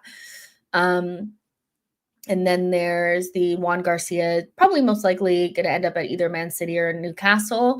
Both of them are really interested in. He wants to go to the Premier League, so he probably won't end up being our goalkeeper. And then that Arsenal are in talks to extend Thomas Partey, so he'll probably stay. Um, so that also probably takes away any chance of us getting a new midfielder outside of Zubimendi. John says Arteta will transform this team into a team of full of DMs and left backs and goalkeepers. Don't forget that. Detective says the day Arteta signed Kai Havertz is the day that ruined and derailed his project. Exemption says I think Rodrigo would only leave for City in England, and I still don't think he will leave. Shamaria says I would have thought as soon as the season ended, we'd heard about a striker we've chosen. Well, Shamaria, that's not Arsenal.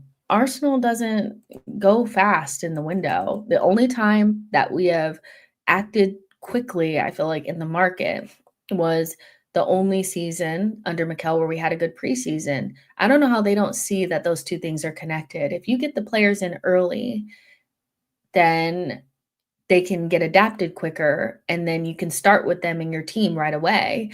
But we do the slow thing, and then we've been so unlucky at the beginning of seasons too, because we've had major signings get injured right away for long periods of time. So we basically have started the last two seasons with no, I won't say that, but we haven't had the ability to like start a new leaf quick enough. So yeah, I think I don't even know what to think because I think we're gonna take a while to get those new players in because we haven't even picked the striker yet. Just pick. Because I'm not too discouraged, but by either one of the strikers. To be honest, I like them both. So, just pick one. Now Gunner, I think it was Gunner blog. James McNicholas said that he thinks that it's gonna be Gyökeres. Let me pull that up actually, because we haven't really talked about that. I feel like this is just an opinion, and he also famously said that he didn't think Saliba would come back, so I would take that with a grain of salt. Yeah, so Man United have now met the terms for the 62 million release clause. So yeah, they're Cunha's done for them. Um,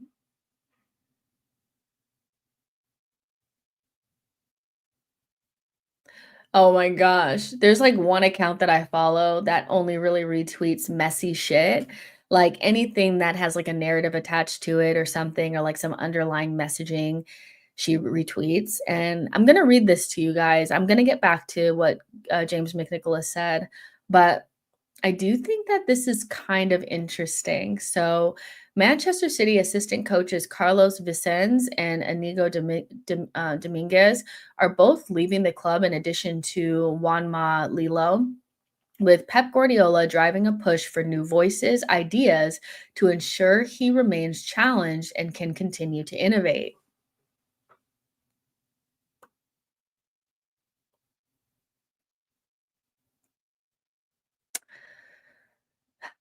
Y'all will let me know what you think about that.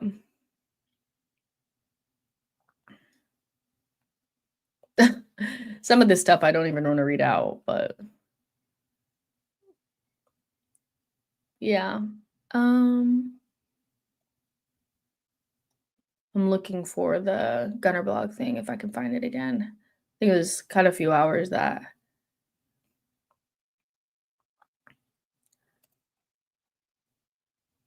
I'm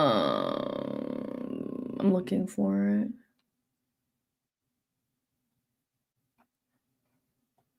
Okay, I found it.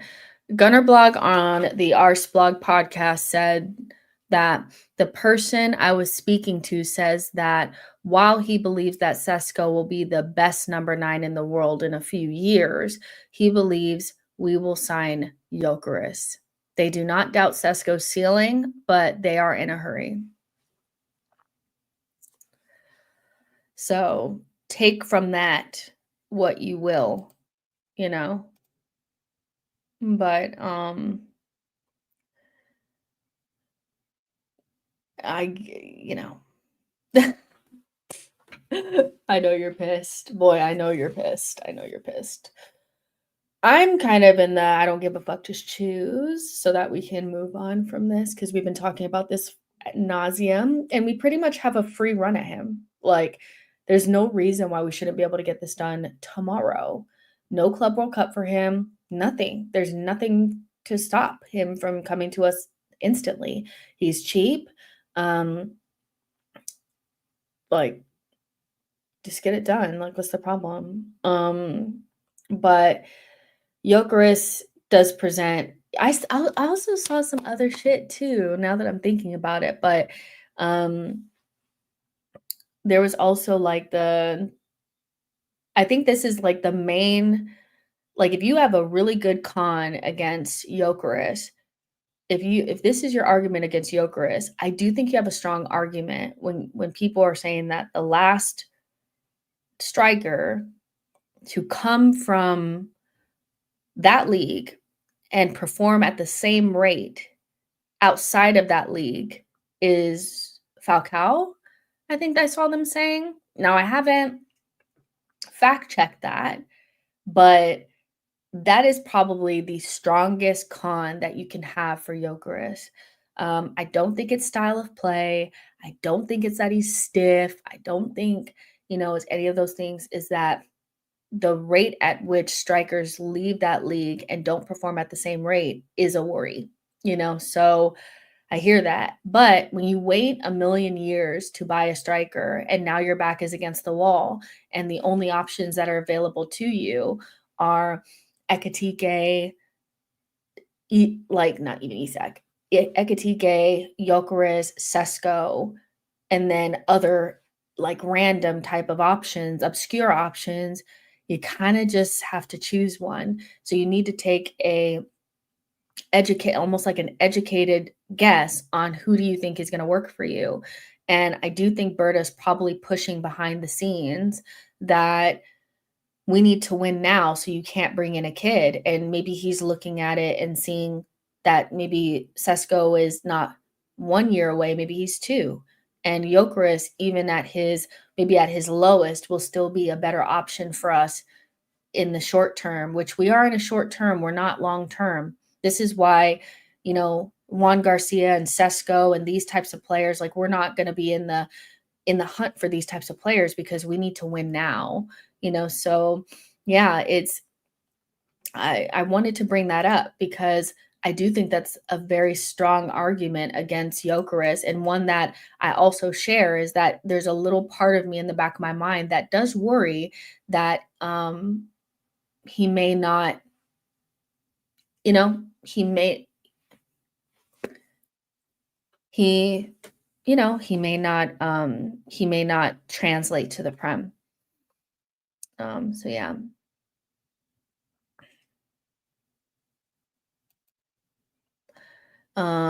And I see this too that Juan Garcia's priority is to join the Premier League, and Arsenal are best positioned to sign him this summer.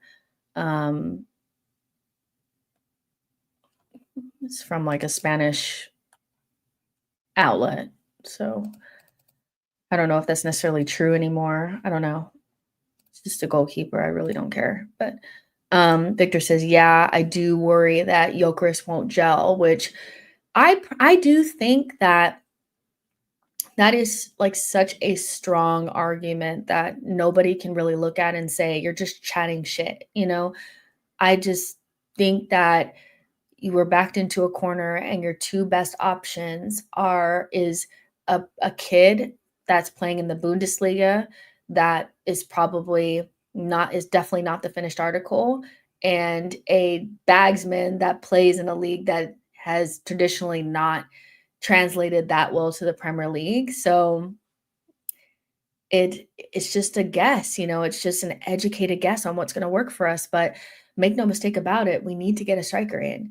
And what other clubs seem to do that we never do, and I think this is why we wait so long to make a decision, is that other clubs are prepared to fail fast. They get a player, it doesn't work, and they buy another. The fact that Manchester United have bought, you can take this all the way back to Sancho. They bought Antony, they bought Xerxes, they bought Hoyland, they bought all these attackers that are ass, but they still are going into this window and putting in bids for Delap, and they're going for Mbomo, and they already got Cunha over the line, is why we will never prosper, is they're incompetent and they're going for the wrong players, but they're willing to fail fast. And getting a striker doesn't mean that next summer you're not getting one. We know as Arsenal fans that if Gyökeres or Sesko were not to work, all it means is that Kai Havertz will be playing striker, and then we'll have one of those players on the bench for us for 5-6 years until they have no value anymore, and then we'll struggle to get them off the books. So we really don't have a choice, and I think that's why we struggle so much and why people are so worried, is because they know that doesn't mean in the next summer we'll just go out and get somebody else. We will hold that person for so long and just suffer with it, and that's the problem. Burmy says Raya played 99% of the games this season and won the Golden Glove for 2 consecutive years, and the second goalkeeper should be way down the priority list, which is how I kind of feel about it. I don't think Raya's going anywhere. I know that he's been linked to other teams, but he's going to get linked to other teams because he's good. We have a really good goalkeeper. He's not Allison tier, and I think that's probably why there's multiple reasons why. One, he's not tall enough for people because height matters. And then also people were wrong about Ramsdale and they can't just swallow the loss and hold the L on that. But he's not Allison tier, and we have it in our heads that you need to have an Allison level goalkeeper to win anything. And I totally understand. I totally get that. But when you have a goalkeeper that's probably, an 8 out of 10 or a 9 out of 10, but you don't have any attackers, you have to understand why I'm not even trying to hear anything about the goalkeeper, because I'm going to take my 8, 9 out of 10 goalkeeper and add my attackers to it, and then go back in for a goalkeeper later. We don't need to keep doing the goalkeeper. It's getting annoying.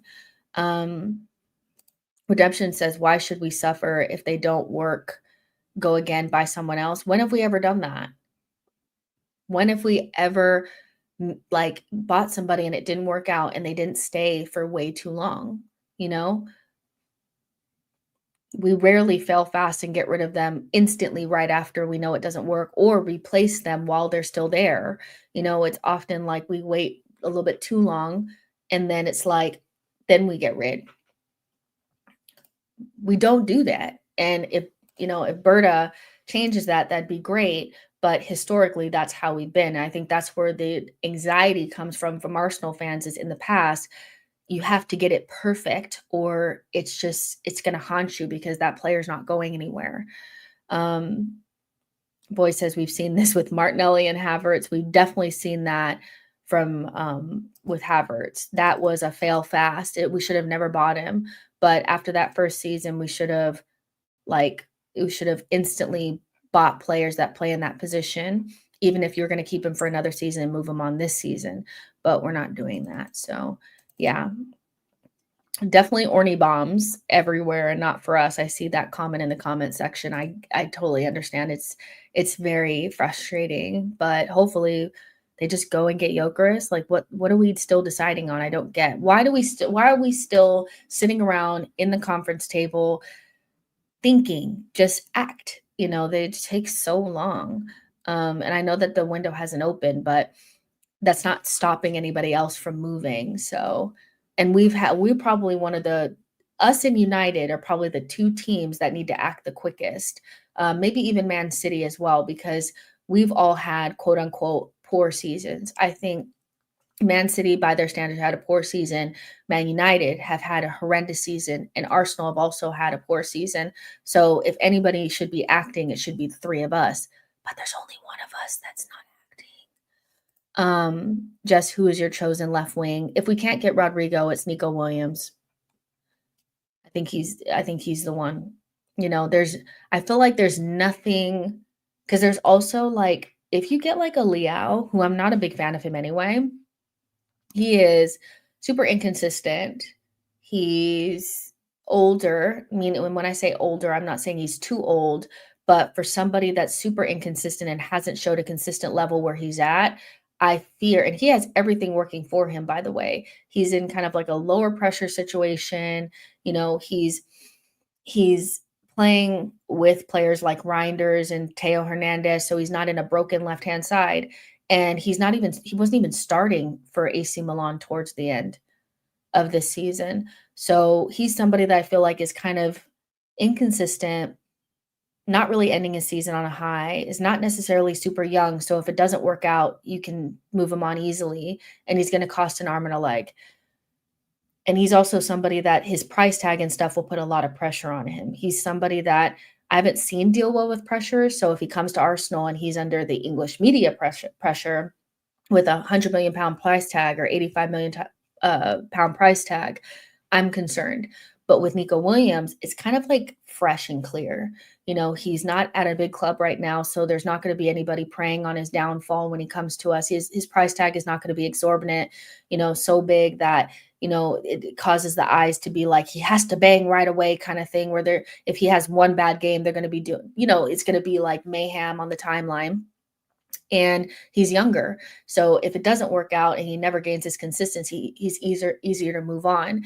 I feel like he hits so many there's to me not a lot of cons for Nico Williams, where I feel like there are just a slight bit more cons for somebody like Leao, even though I think both of them can fill a similar void that we have. So for me, it's definitely Nico Williams. It has to be. It's just free and clear. It's free and clear and fresh and new. He has his whole career ahead of him. He's not somebody that has he's had high expectation and has kind of failed on that. Or, it's like, I just feel like it just, to me, that's the one that we need to go for.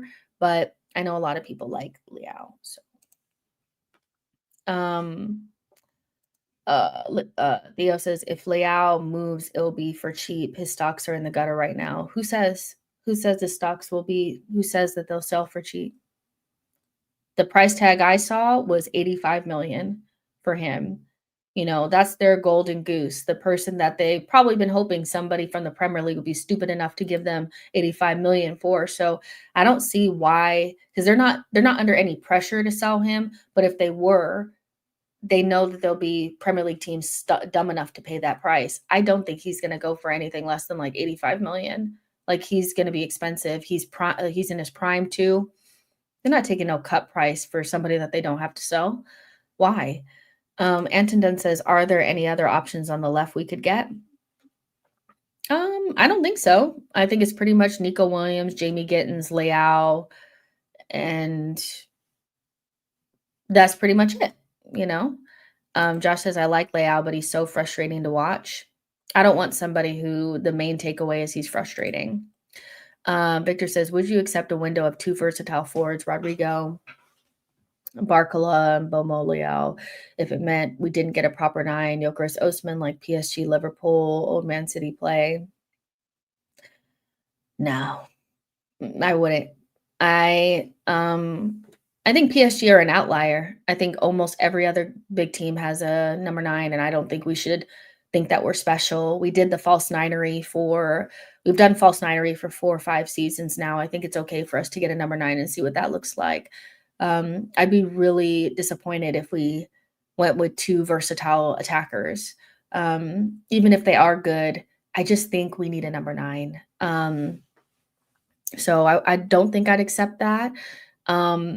Any scenario that means that Kai Havertz is starting for this club doesn't work for me. So no. AK says our style of play needs a change. At least in some games, we need a backup plan of playing. I agree. Keenan says Lookman also has bags of creativity. I would only like Lookman if we still got Nico Williams. I like Lookman, but I just feel like he would be a good Trossard replacement, and not necessarily somebody that I would like to see with Martinelli. Like, I would love Nico Williams and Lookman would be great options if we get rid of both Martinelli and Trossard.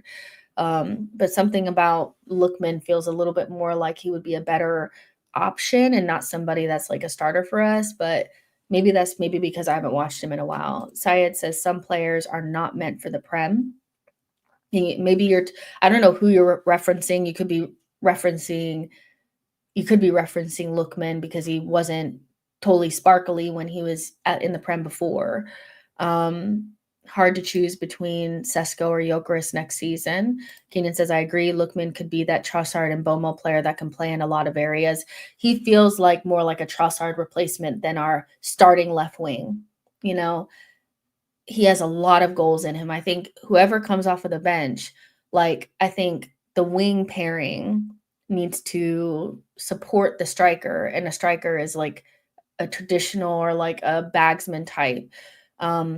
I feel like, yeah, the vibe I kind of want us to go in is more of like Barcelona, where you have your number 9. Nobody's going to be as good as Lewandowski, but you have a number 9 that's going to give you at least 20 goals a season. And then you have a more creative winger that can also score goals. And then you have a more goal scoring winger that's also creative. And you have all those things covered. Rafinha is creative, but mostly a goal scorer. And Lamine Yamal is more of a creator, but also scores goals. It's just perfect. I think Nico Williams and Saka can give you that with a number 9. And then whoever comes off of the bench needs to give you goals. I think most of the time when you bring somebody off of the bench, you're bringing them off of the bench because you're needing a goal. And so that's why I like Trossard, because he does give us that. But I think Lookman would be a better version of that. But I'm trying to figure out what does Martinelli solve? What is his thing? Keenan says also Lookman is so good at scoring late in games, which would be a fantastic weapon off the bench, exactly. I agree. And Rock says, I would have rather even a Cunha than a Lookman as an option. I just think Cunha wants to go to Man United. And he was never really a true option for us, but he is kind of in the same mold of the players that we've had in the past, where he's kind of, to me, like a fusion between Gabriel Jesus and Kai Havertz. He's more of somebody that's going to play off the striker. He's creative and he's a goal scorer, but to me, he's not really a winger in the way that we would need a winger to be. And he's not quite a striker the way that we need a striker to be. He's another, positionless, ambiguous attacker.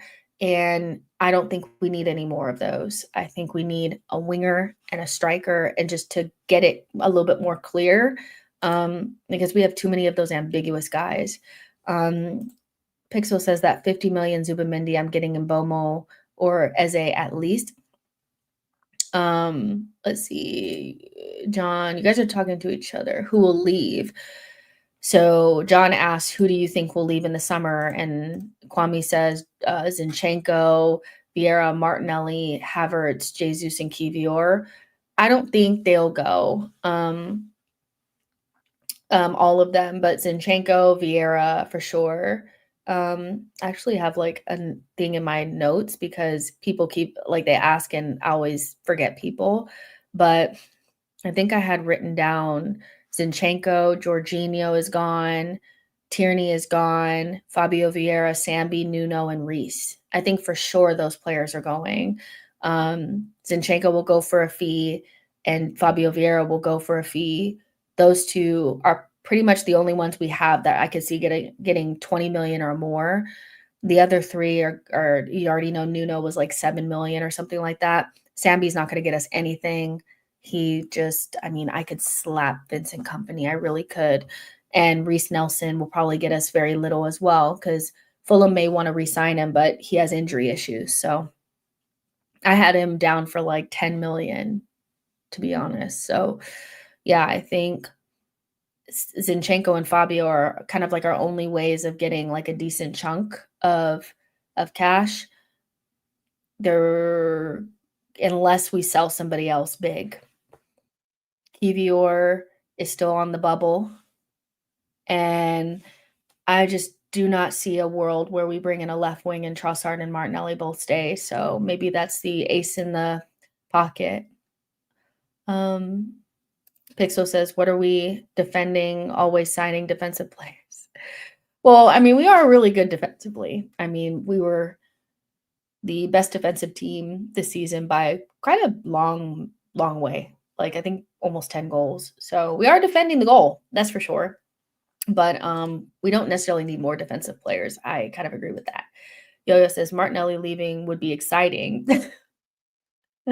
Opens up a world of possibilities, but Arteta may squander the opportunity like he did with Xhaka leaving. A whole new world. I hear you.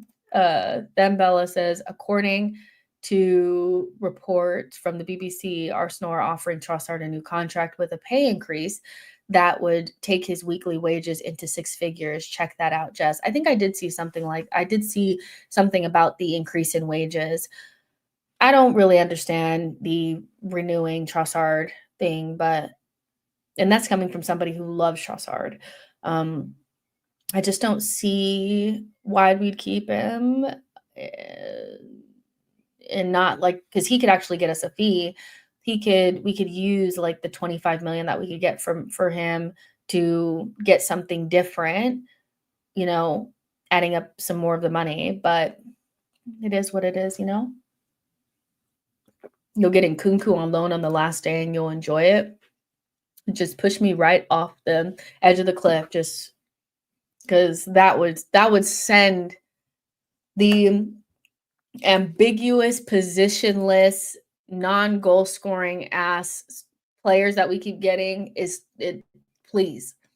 Enough. I don't want an Nkunku. I don't want a João Pedro. I don't want any of that. Cunha, none of those. I just want a striker and a left wing. That's it. So yeah. Alexander Isak withdraws from Sweden squad due to a groin injury. He will play no part in the match against Algeria. That guy is injury prone. As much as people tried to fight me on it because they thought we had a sliver of a chance to get him, he is injury prone. You know, it is what it is. Stuart says we won't sell Martinelli. I don't think we would. Sam says maybe I missed it, but who do we prefer for striker? I mean, who do I prefer? I don't really have a strong preference for either, because I think either one, I really like both players for different reasons. I think to be safe, because both of them have super big, question marks on them. Sesko's biggest question mark is he ready to lead the line for Arsenal Football Club next season? You know, what is the likelihood of somebody 21 from the Bundesliga that scored 15 goals this season, that goal amount is going to increase by 5 to 10 next season with Arsenal? And then you have the question mark on Gyökeres, which is, we know he's a bagsman, but is that going to translate to the Prem? I feel like I'm willing to take the risk on Gyökeres because I feel like even if he is shit, it doesn't translate to the same rate. I have to believe that there's at least 20 goals there. I have to believe there's at least 20 goals there. He has good metrics, at least in his last season for Coventry. So he's played in England before. I have to believe that player can, if he flopped, I would just be like, wow, I just have to hold that. But I think it's going to be Gyökeres. It's going to have to be Gyökeres. Also because I know that the fan base is not going to give Sesko time. I think Sesko, you think about soft factors as well, that Gyökeres at the very least is coming off of a very impressive season for himself, but also from a club standpoint, he's won trophies, multiple trophies in one season. They lost their manager, and he led his team to a title. So he is ready to make the move and he'll be confident. I'm not sure that Sesko coming into the environment that we're in and the pressure that we're under, that he'll be able to withstand it like Gyökeres will, because make no mistake about it, we're under duress when the season starts next season. It's not going to be we're just trying to get a top four, we're just vibing. It's going to be Arsenal need to win a major trophy this season. Who do I think would be stronger leading the line for Arsenal in that scenario? Is probably somebody that just led his team to a title rather than Sesko. So I think for me, it's gonna have to be Gyökeres. Even though I do feel like we'll be missing out on a generational type of striker, not generational, but a potential world-class striker in the next couple of years. Sesko will be up there with the best of the best, but he won't be at Arsenal potentially. So that's unfortunate.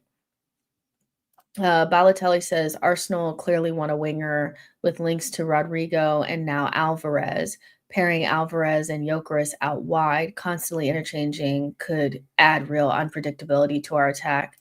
Saeed says if Havertz can score double digits, Gyökeres won't have any issues. Stuart Thomas says Gyökeres is the most pragmatic choice by far, probably the best goal scorer in Europe on the market right now at a reasonable price compared to others.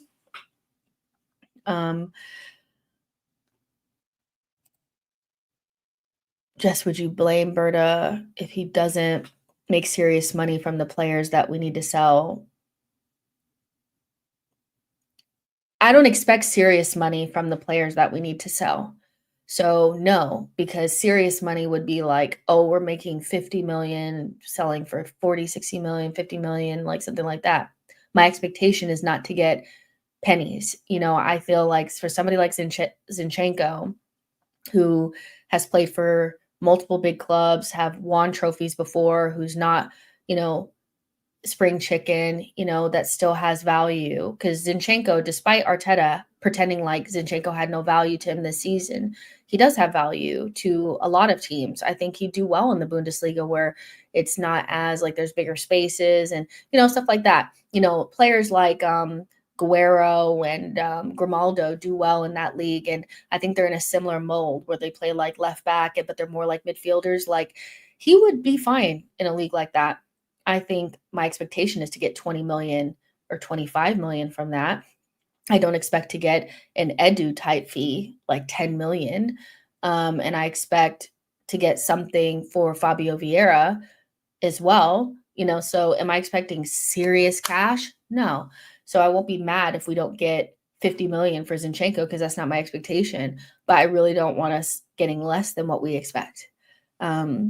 So yeah, I'm expecting him to sell well, meaning at least sell their value. Chris says Gyökeres is a superb finisher. If Mikel can't get at least 20 goals out of him, then Mikel is the problem. Our tactics need to change, or any striker we sign will struggle. Yo-Yo says the biggest indicator of what Berta is on is by the sales. Yo-Yo, I haven't spoken to you in a while, and I know it's pretty direct, but if you're still in the chat, can you please let me know who you prefer between Sesko or Berta? I don't know yet, and I want to know what you think, because Yo-Yo is in the chat. Yo-Yo's right about like 99% of things. Josh says, is it possible that Mikel downs tools because rather than buying, he'd be handed Gyökeres? Oh my gosh. I don't know about down tools, but it could get sticky, like I think about all the possible scenarios. Arteta could, be excited about Gyökeres, or because he didn't get what he wanted, he could, have Gyökeres kind of playing a sharing time with Kai because he still wants Kai. Like, there's a couple of different things that could happen. I just think Arteta, whoever he gets, he needs to try to make that work as much as possible. And because we'll be spending quite a bit of money on whoever we get, whether it's Sesko or Gyökeres. 60 million for Arsenal is not chump change. We're not backed by a nation state, so any money that we spend is a lot. So he needs to make it work with whoever it is. And if it's Gyökeres and that's not necessarily what his preference was, tough shit. You know, Klopp had to work with Salah and Mane, two players that he didn't particularly want, and he wanted different players, and he won shit. So get over it. Syed says Emil has been great for Fulham. Pixel says, what is the future of Thomas Partey, our best six? I think he's going to get re-signed. Wissam says, when we are slapping people 4-5-0, we were able to rotate our squad. I truly believe that all these draws did us a disservice and injuries were bound to happen. We need bagsmen for health. We need a bagsman for health. When were we slapping people 4-5-0? Are you talking about the back end of last season? Because I probably have a different take on that. I think some of the way that he managed the squad during that time period is why we had the injuries that we had this season. During the time where we were slapping teams 4-5-0 at the back end of last season, he wasn't rotating. He played the same 13, 14 players for that entire time. So a half season. Mind you, players like Saka and Odegaard and White had multiple seasons of playing full 90s for Arteta for the entire season. Since Ben White and Odegaard have been here, they've played almost every game that they could. So I think our right-hand side broke down because in that period of time, we were under stress. We were playing in multiple competitions. We were in the latter stage of the Champions League, and we also were fighting for the league, and we were beating teams 4-5-0 at halftime, or early in the second half, and Saka and Odegaard were still playing full 90s. And then so we come into this season after they played the Euros, and it's no surprise that players like Saka and Declan and Kai Havertz and stuff have sustained major injuries. So I actually don't think there was ever a time where I felt like Arteta was rotating well. In early stages of his tenure, it was okay because the options on the bench were really poor. But as we've gone further, I think people have conned themselves into thinking that the bench is unusable just because Mikel's not using them, but it's just because he's not using them. He doesn't feel safe without certain players because his system doesn't work without them. And that's the bigger issue is his system does not work without Odegaard or Saka. So he can't even take them out for any moment of time. Now, what a bagsman will help is that if we're in a situation where we can score 2 goals early in a game and put it away, that he has more of an opportunity to take players out because we will be two goals up, because we will have made the most of the chances that we have. But like I said, going back to the back end of last season, he didn't do that. So that's a self-inflicted wound. To me, it's self-inflicted that he doesn't rotate. Like, it's bullshit. Jerome says, if I had my way, I'd buy both Gyökeres and Sesko, put one out wide and let one rotate because they can both play left wing and striker. Redemption says, sorry. I'm sorry Arteta has earned not getting to pick players we get anymore. AK says, nowadays our wingers defend more than the attack. Saeed says, Arteta couldn't rotate a pizza. Mata says, Jess is about to these 3-hour streams. It's only been 2 hours. Bissell says, Mikel has gotten rid of the whole FA Cup winning team now that Tierney is gone. Josh says Mikel would sabotage Gyökeres just to prove a point, Jess. We've seen what this manager could do with players he doesn't like. That's my worst case scenario in my head.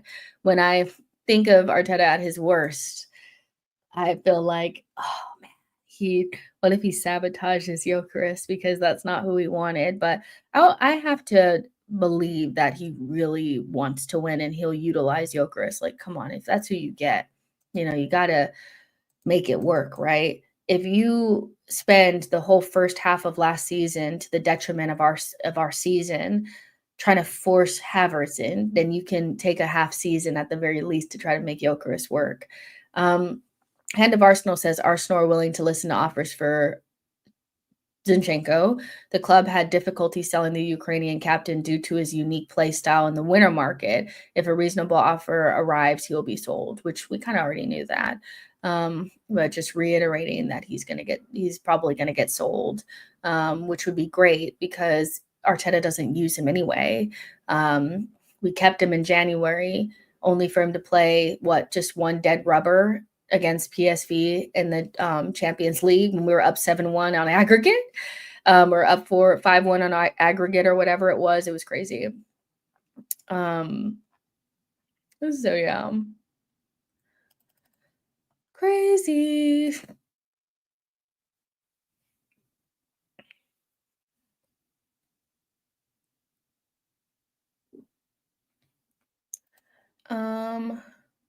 MM says, Zinchenko, thank you for the 2022-2023, but it's time to go. Man, those were good times, man. At one point, Zinchenko was that guy for us. Chris says, I like Sesko and Gyökeres, but I prefer Gyökeres because he's a fully developed player. Question, do people really trust Mikel to develop Sesko?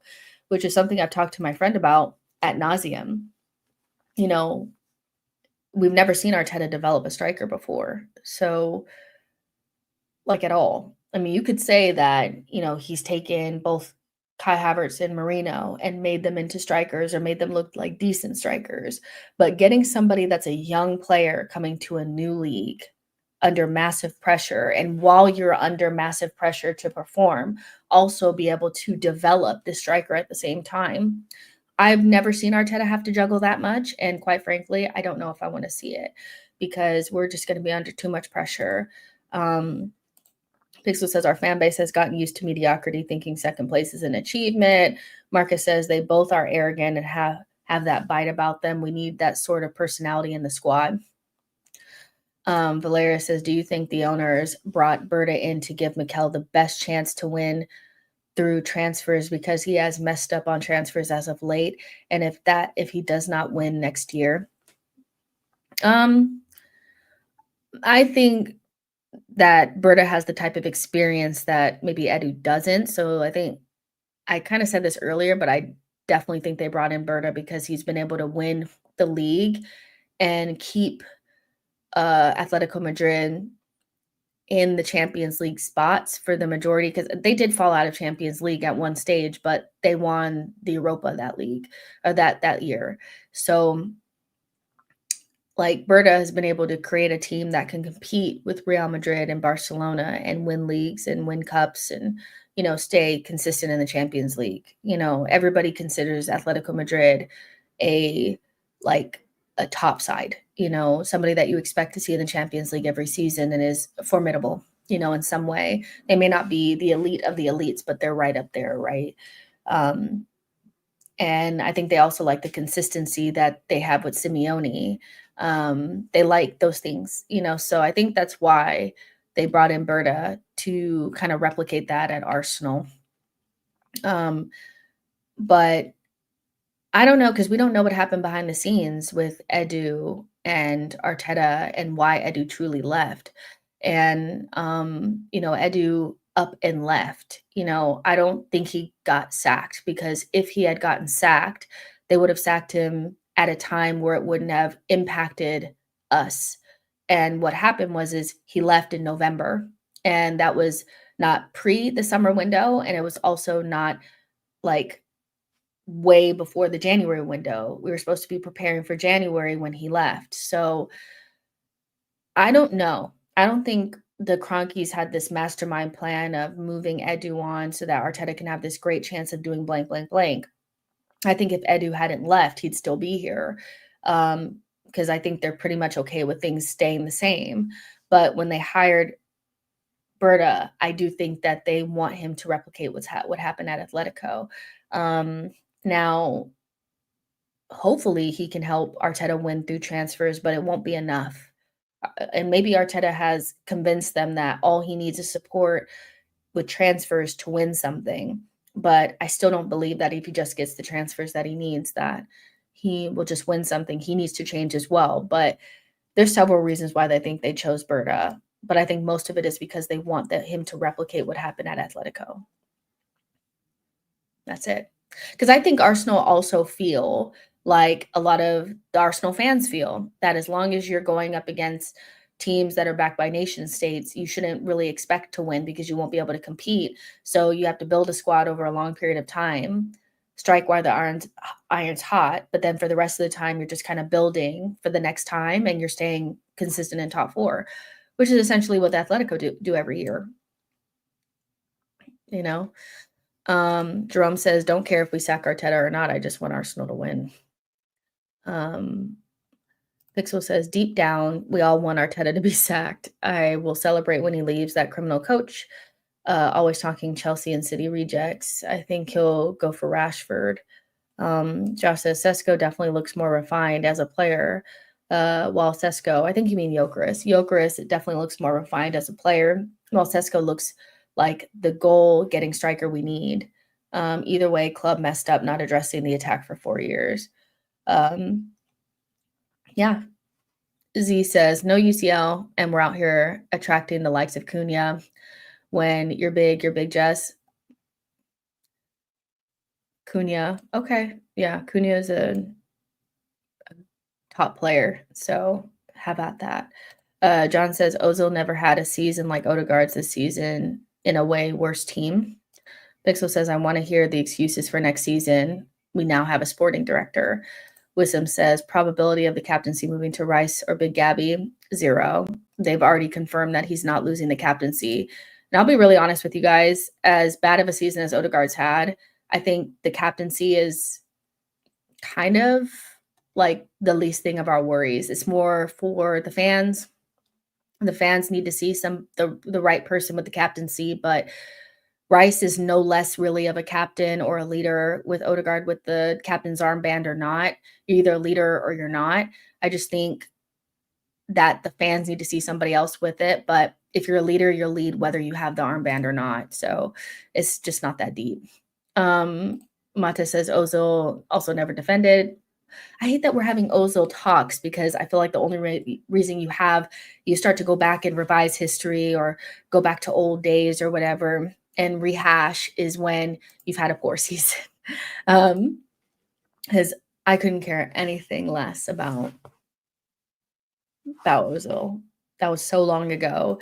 2022, 2023 was the best football under him since then. It's corners and throw-ins. Marcus says, "To be trolling right now as a Man United fan is next level Delulu." Olu says, "Gyökeres looks refined. Have you guys watched him play?" I don't know if I think that I wouldn't say the word is refined because I think a big reason why some Arsenal fans don't like him is because he's not silky. We have an idea in our mind what our striker needs to be, and it needs to be Henry. I genuinely think that because we all grew up watching Henry, it's like when you see somebody that's silkier and the aesthetics are there, you'd prefer that, even if they don't have the goal scoring record that Henry had. Because make no mistake about it, Henry had records too. Like he was consistent with the numbers too. And a lot of these players that are silky and look good on the eye are like big chances missed merchants. Like Ekitike, he underperformed his XG by like a shit ton this season. And people want him at this club, but they hate Jesus. This club and this fan base is obsessed with aesthetics. And I feel like what we need is kind of a fusion of the two. But one thing that can never not be there is you can't have aesthetics without the goals, but you can have goals without the aesthetics. And so if you can't find somebody that can do both, then you need to choose the person that is going to score the goals, right? And so I think with Gyökeres, because he's kind of, got a long torso and he's kind of wider and he's kind of rough around the edges. And he just reminds me of a Suarez Vardy. That's not the type of player that Arsenal or fans are used to. They're used to like Henry. That's what they want. They want that. But that doesn't exist on the market. So we have to get real. We have to get real. I don't think Gyökeres is silky or he's not aesthetic enough. He's not aesthetic enough. Valeria says the best Arsenal player you have seen in the Emirates era. The best Arsenal player you have seen in the Emirates era.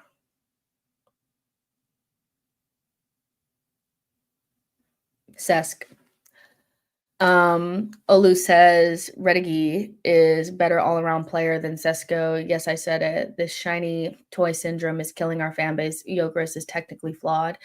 I mean, how is it shiny? I don't feel like it's shiny new toy because regardless, we need to get better than what's at our what we have now. Any new player is shiny new toy. So there's no way that we can go with what we have. But Redigi, I mean, I don't know anything about him, but I feel like people just don't like Gyökeres because they feel like he's gonna end up being, um Yo-Yo played in Highbury. He did play in Highbury, but the majority of what he did was in the Emirates era.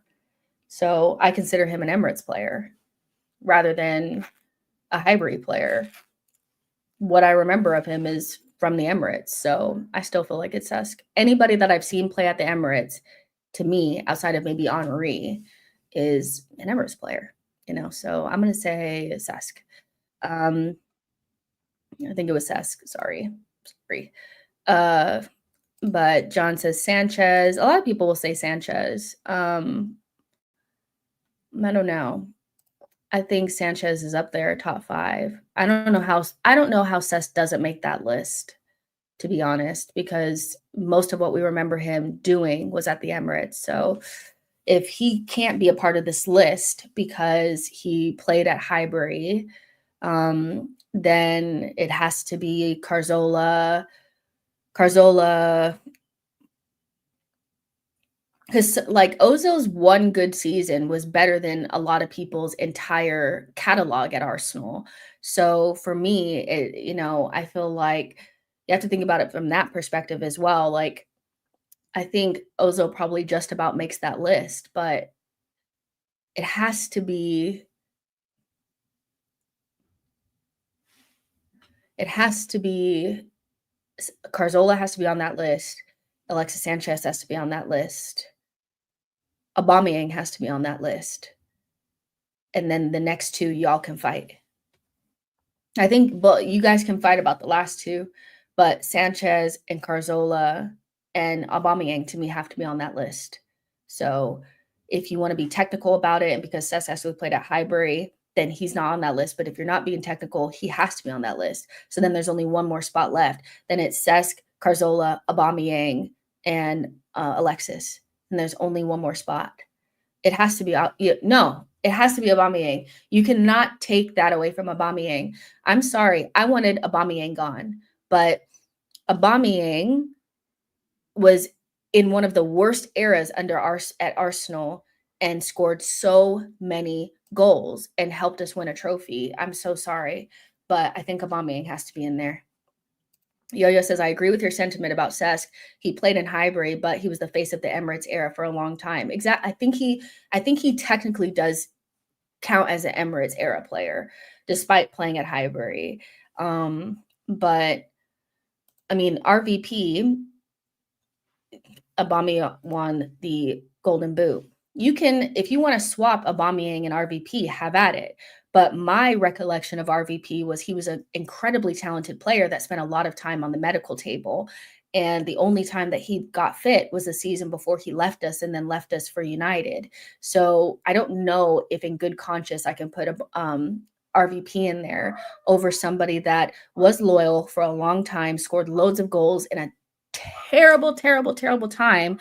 And for a long time was kind of the only thing that was good for us. So I really do think that Aubameyang has to be on there. I think it's to me, it's unfair not to put Aubameyang in there. And when we talk about quality, Aubameyang is a quality elite goal scorer. So what are we talking about?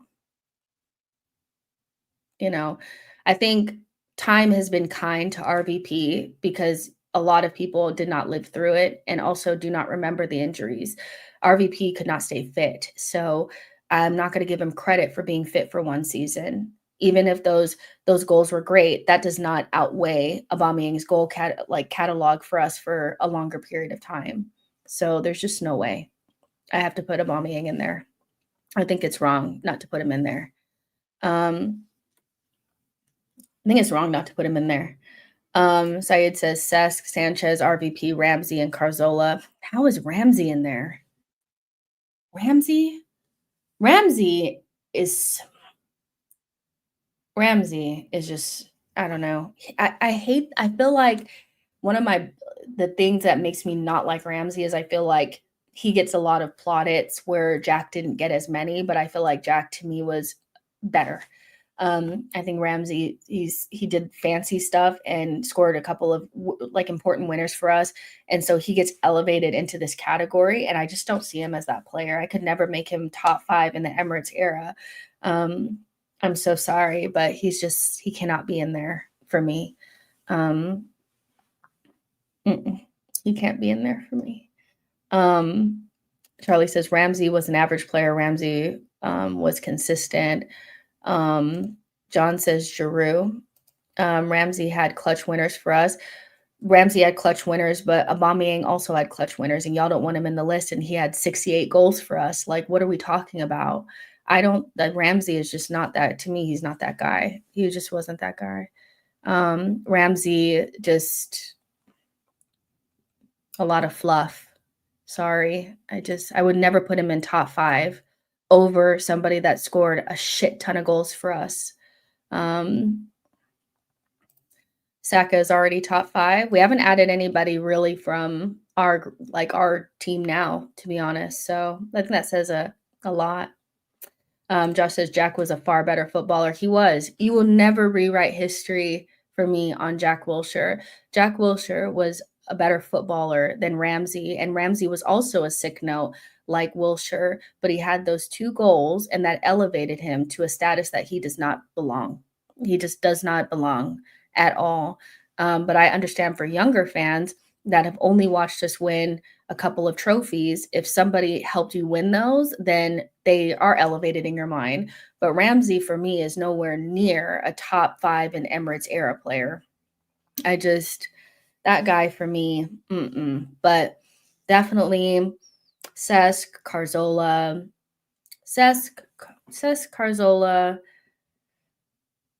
Abba, Alexis.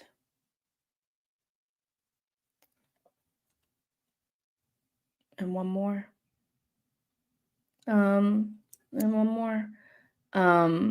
Rox says Cesc, Carzola, Ozil, Sanchez, Saka. Saka, yeah, it's a good one.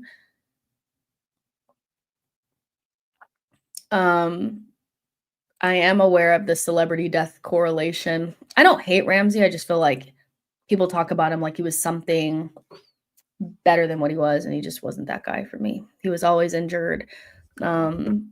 He just, I don't know. But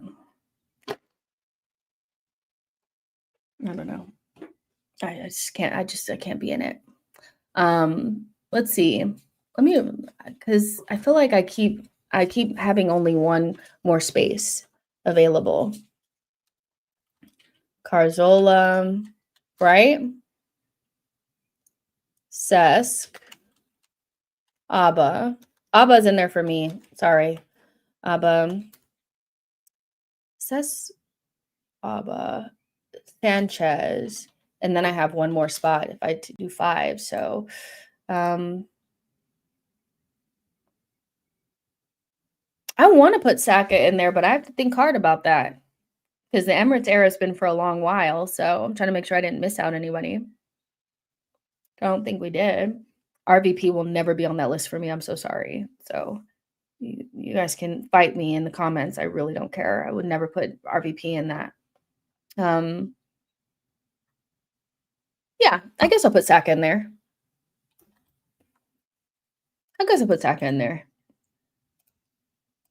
Never Ramsey. Never ever Ramsey.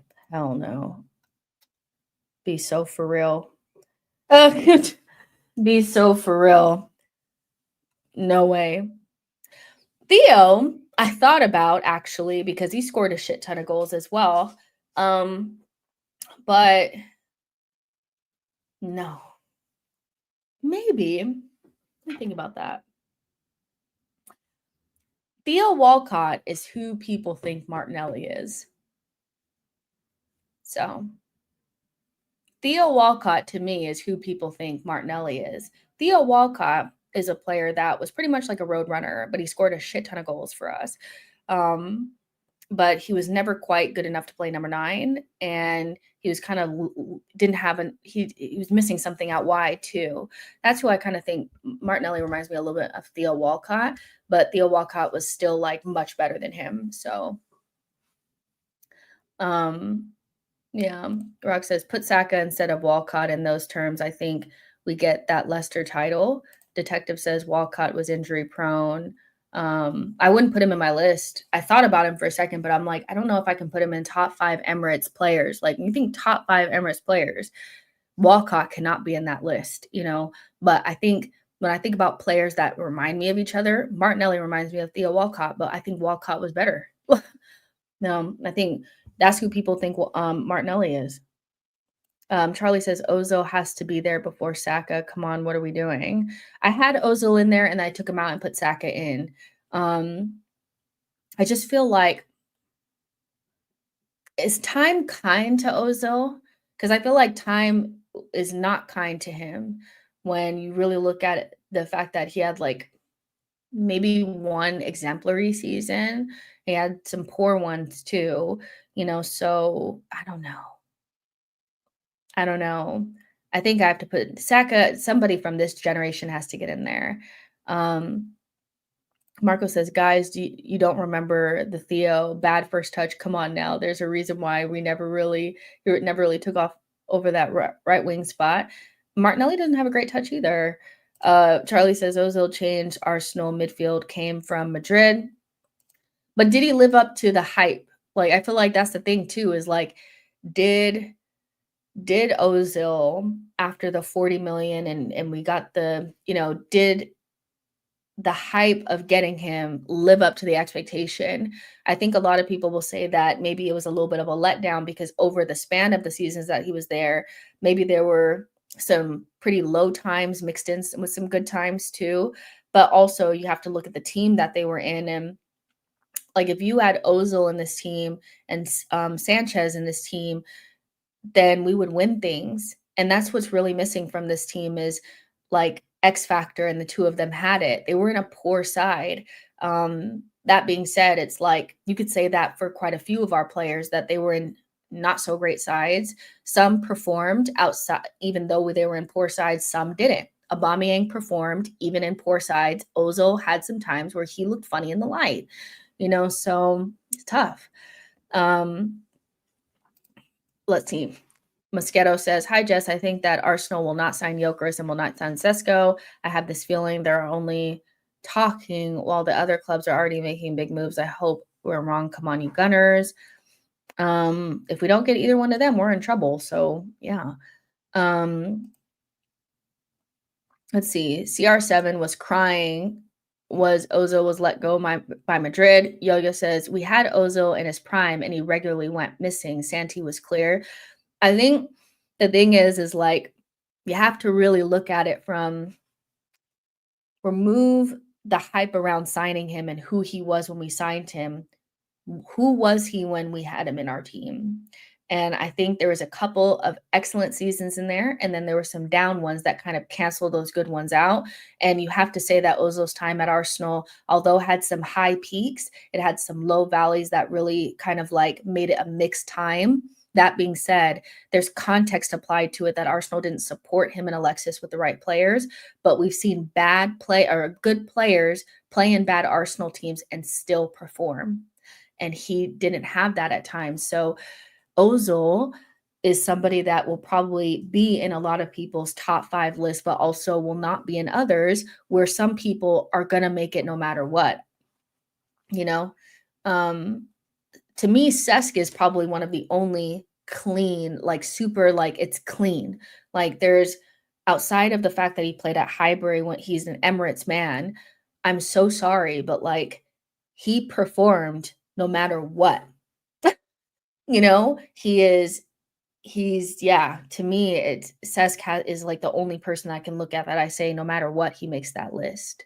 Um, 88 miles per hour says Ozil had one great season. That's all. Who is the player in that has the highest ceiling in this current squad, in your opinion? Um, Max Dowman. No, I don't know. Um,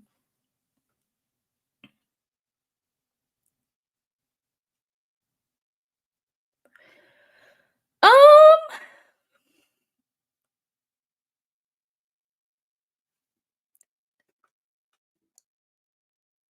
At the beginning of the season, I would have said Saliba. I still maybe feel like it's Saliba,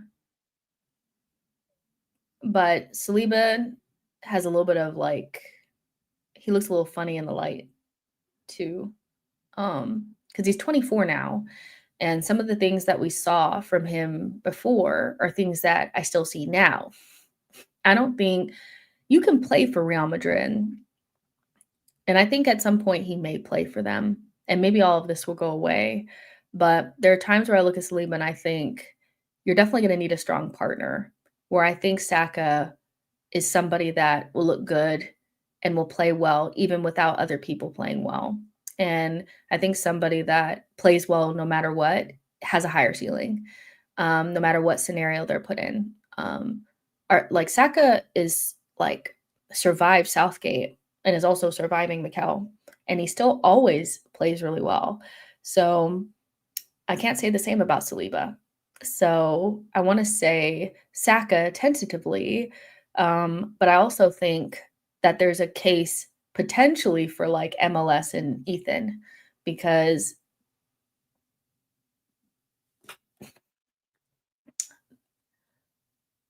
I think this is going to sound wrong because it's not the right thing to say, but I think Saka, obviously, to me, has the highest ceiling, but if I add Ethan and MLS in there, I think they have a lot of talent that could take them to the highest part of the game, but that's just me.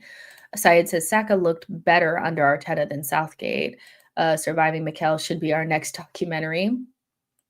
I haven't seen enough about Max to really say it, but I think I've seen enough of Ethan and MLS to feel like in a year or two we may be talking about them being able to play at the highest level too. So especially MLS. Detective says, "Jess, your favorite Emirates era player was Samir Nasri." Yeah. You ever loved and hated somebody so much? Like he is definitely somebody that I would never say that he was not a good player. I think he was fabulous. And at that time, like him and Cesc were doing things. They were doing things. They were. But what a bastard. Like he just really he's killing me, man. Wenger had some great attacking players later years, but did not know how to build a strong foundation, including building, training, a defense. Max is giving me Musiala vibes. Max just looks world class, by far the highest ceiling in our squad. John says Gakpo, Diaz, Jokeris, Salah, Wirtz. That attack is scary. Dalman is literally a Ballon d'Or talent. I don't care though. It's a bit, even though it's a bit early.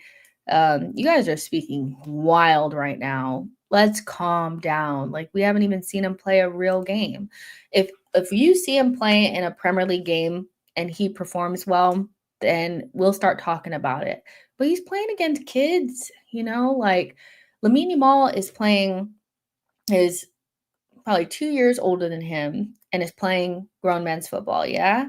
So, let's see what he does when he gets out there because yeah, IEC says Patino had potential. I don't think anybody felt like Patino was at this like what Max is showing now. I'll give you that, but I don't wanna project. Marco says, "Jess, football is done. We're all going wild right now. Let us dream." Yo-Yo says, "Once MLS gets his adult body, he'll be unstoppable. Ethan needs to land a position under Arteta, or he may end up missed like Foden, Alvarez under Pep." MLS to me, like, is the only real good thing that's come out of this MLS and Ethan, but I feel like people already had Ethan pinned as a special top player early days. Even before he even really started, it was Ethan and MLS. But MLS to me was the biggest bright spot of the season. I just think he showed a level that, you know, in Champions League knockout phases that I don't know when's the last time we've seen somebody come from the academy and ascend that quickly.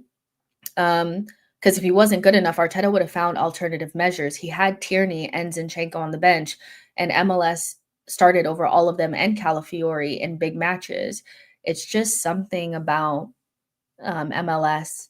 He's just he just has it. And I think also his mentality is something that's needed in the squad. He makes mistakes here and there, but his audacity and his confidence and his willingness to do things that others are not is why he'll go to the top. I don't think you can be timid and go to the top. I don't think you can be a good boy and go to the top. I think you need to back yourself and, you know, do first and ask for forgiveness later. He's kind of that. So, yeah, he had some down moments where he gave up the penalties or, you know, and I like honestly, the one that he gave up in the Champions League to me is just like a Champions League penalty handball. It's just like not anything to get mad about.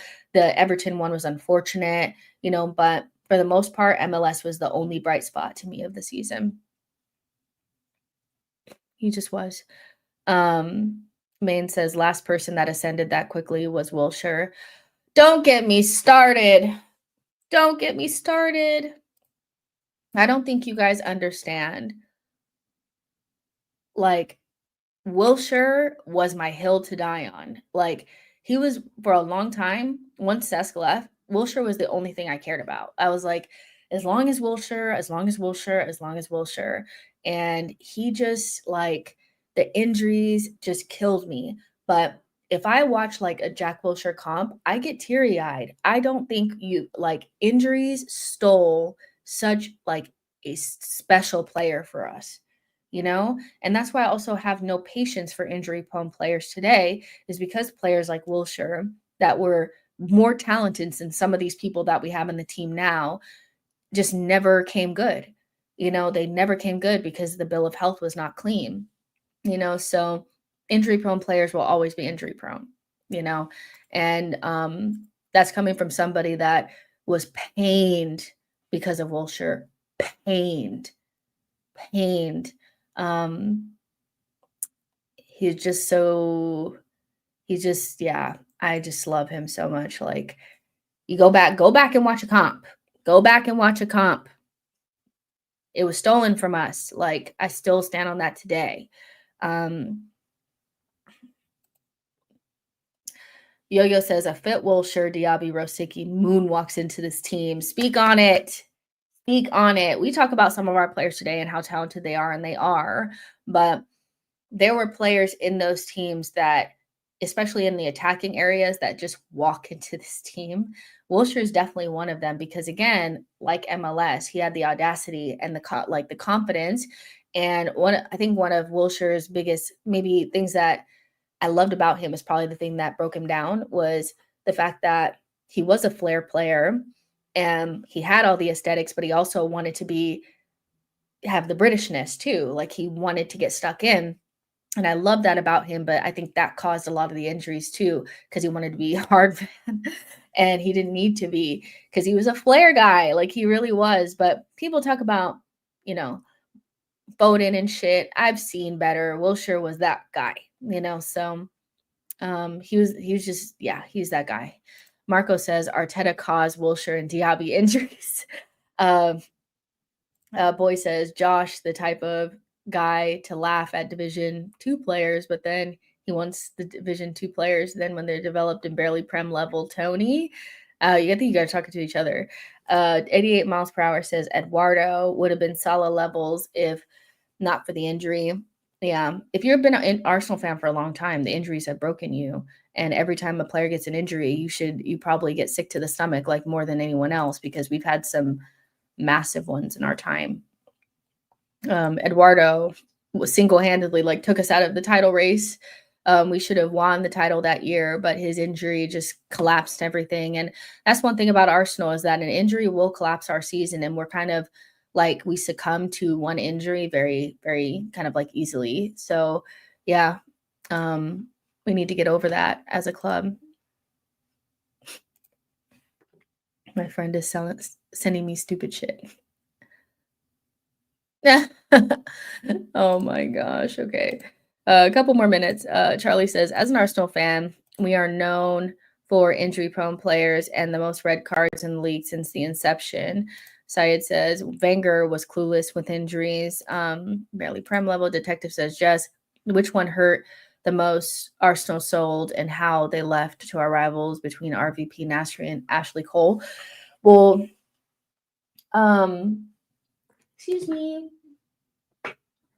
Ashley Cole, and it's not even close. Like, I feel like RVP hurt because he went and won the league right after, but nothing will pain you more than a Hale End graduate leaving and then going to win shit with your London rival. Nothing will hurt more than that. Nothing.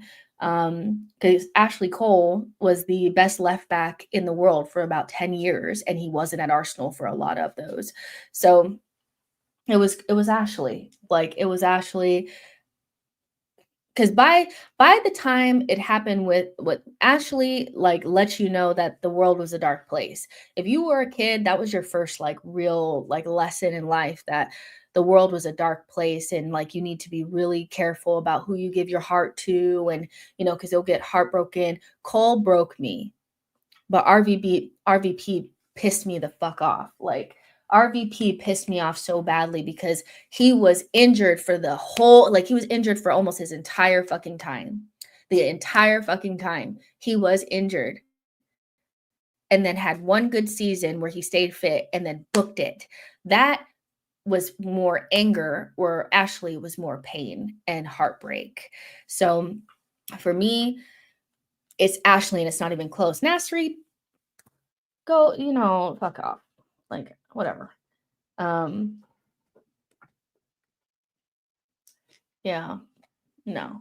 Krubel says Seth celebrating with Barca after they beat us was the most infuriating thing. That hurt too. That hurt too.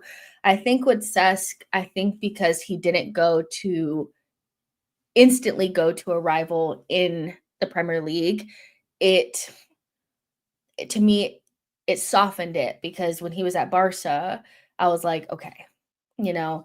Then he came back to Chelsea. He came to Chelsea, and one thing that pissed me off was that he wanted to come to Arsenal, and he talked to Arsene first, and Arsene said no, and I was like, you can't say no. You can't say no. The reason why you can't say no is even if you don't feel like he can you stop? Because even if you feel like you don't have space for him, you make space. You make space because even Sir Alex Ferguson knew better because when Ronaldo was about to go to Manchester City, he stepped in and made sure he went to Man United. So for me, you have to make space for Cesc if he wants to come back. Sorry, you have to. You must. Like, you cannot say no. I know you were heartbroken and hurt, but nothing was worse than him winning the things that he should have won with Arsenal, with Chelsea. So I didn't like the way Cesc left. I really didn't. Um, I really didn't. But I think maybe just because I loved him more, I find it easier to forgive. And you damn Skippy, if he wanted to come to Arsenal and coach us, I probably would say yes because I'm like, it's the Disney in me, but I totally understand why people hate Cess to this day, and you're valid in the reason. You're valid in the reason. I probably the person that I hold the most hate for in my heart is RVP. 88 miles per hour says Cesc in a Chelsea jersey makes me puke. Josh says I can't hate Cesc. It's Wenger's fault. I think I also did feel that way too, that I could find a way to blame it on Arsene, and that made me feel better. Detective says Jess, people forgetting Alex Kleb since he was a baller and walk in this team right now. Kleb at his peak and Rosicky at his peak and Wilshire at his peak, Diaby at his peak. All those players walk into this team like they do. Like we had some sick players in our time. Some of them hampered by injury, some of them, hampered by not being in the right teams and stuff like that. But those players walk into our team. John says we would have hated Sanchez if Man U was good back then, turned out to be worse than us. We got lucky with that one. Says still speak about Arsenal with respect. I mean, he's coached here. Cesc has been back and has coached here. Like, Cesc is not an enemy. Like, he's not an enemy. I don't think the club view him as an enemy. So yeah. Somebody's texting me. Why? Oh, yes.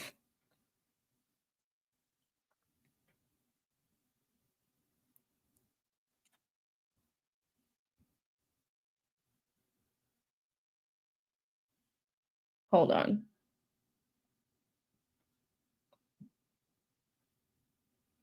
Okay.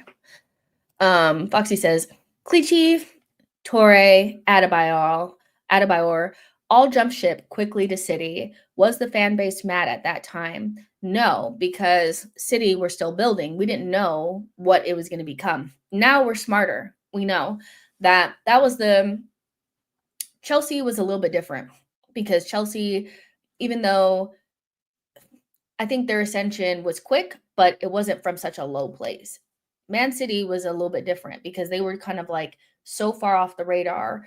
And then they started building, and I don't think we knew what we know now about what City are now. So losing those players to them was like it hurt, but it wasn't like, especially Adebayor was way before Clichy, so it's kind of like whatever. But the other ones were like RVP left Arsenal to go to Man United at their peak. City were still building a little bit, so it didn't hurt as much. And we don't have any history with City. I think we don't have a history with City. I know there are a lot of Arsenal fans now that are building up this hate for City.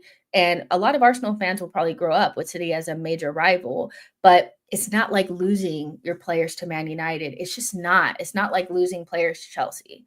It's just not. It's just different. It hurts, but it's not the same.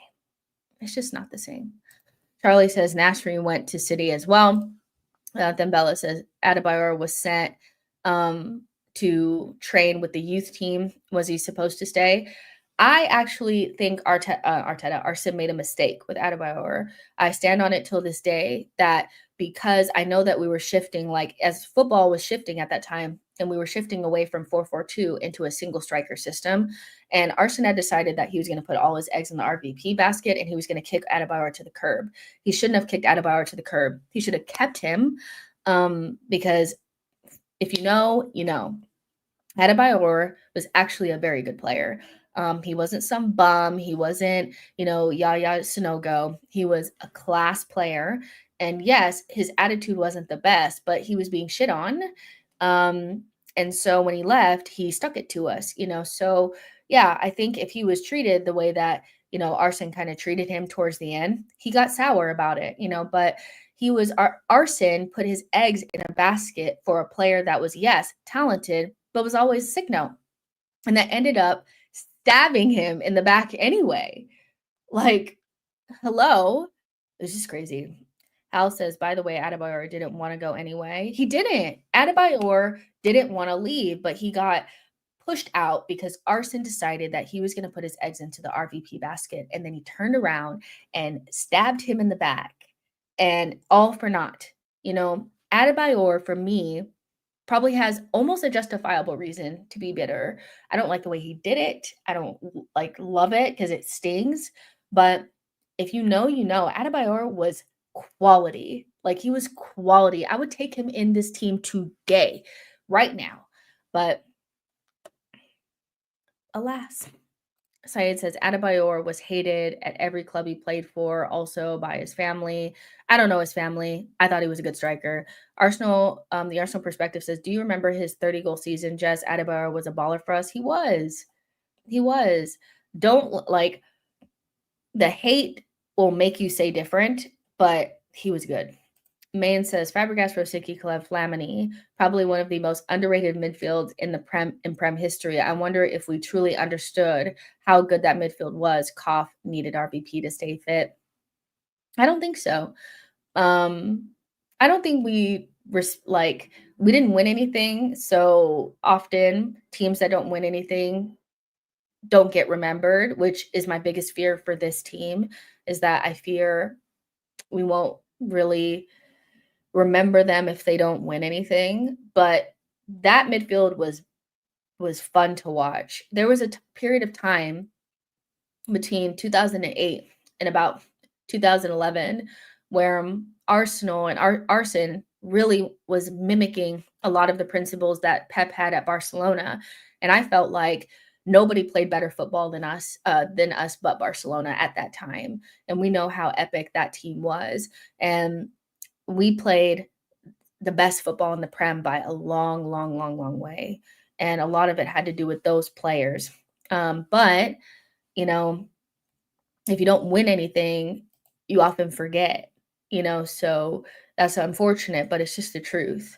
Syed says Wenger's fake total football. Boy says if Arteta had Fabregas, Rosicky, Club, and Flamini, I bet he would have them playing dead football. Valeria says, Jess, your favorite goal scored in the Emirates era. Um, that's a tough one. Because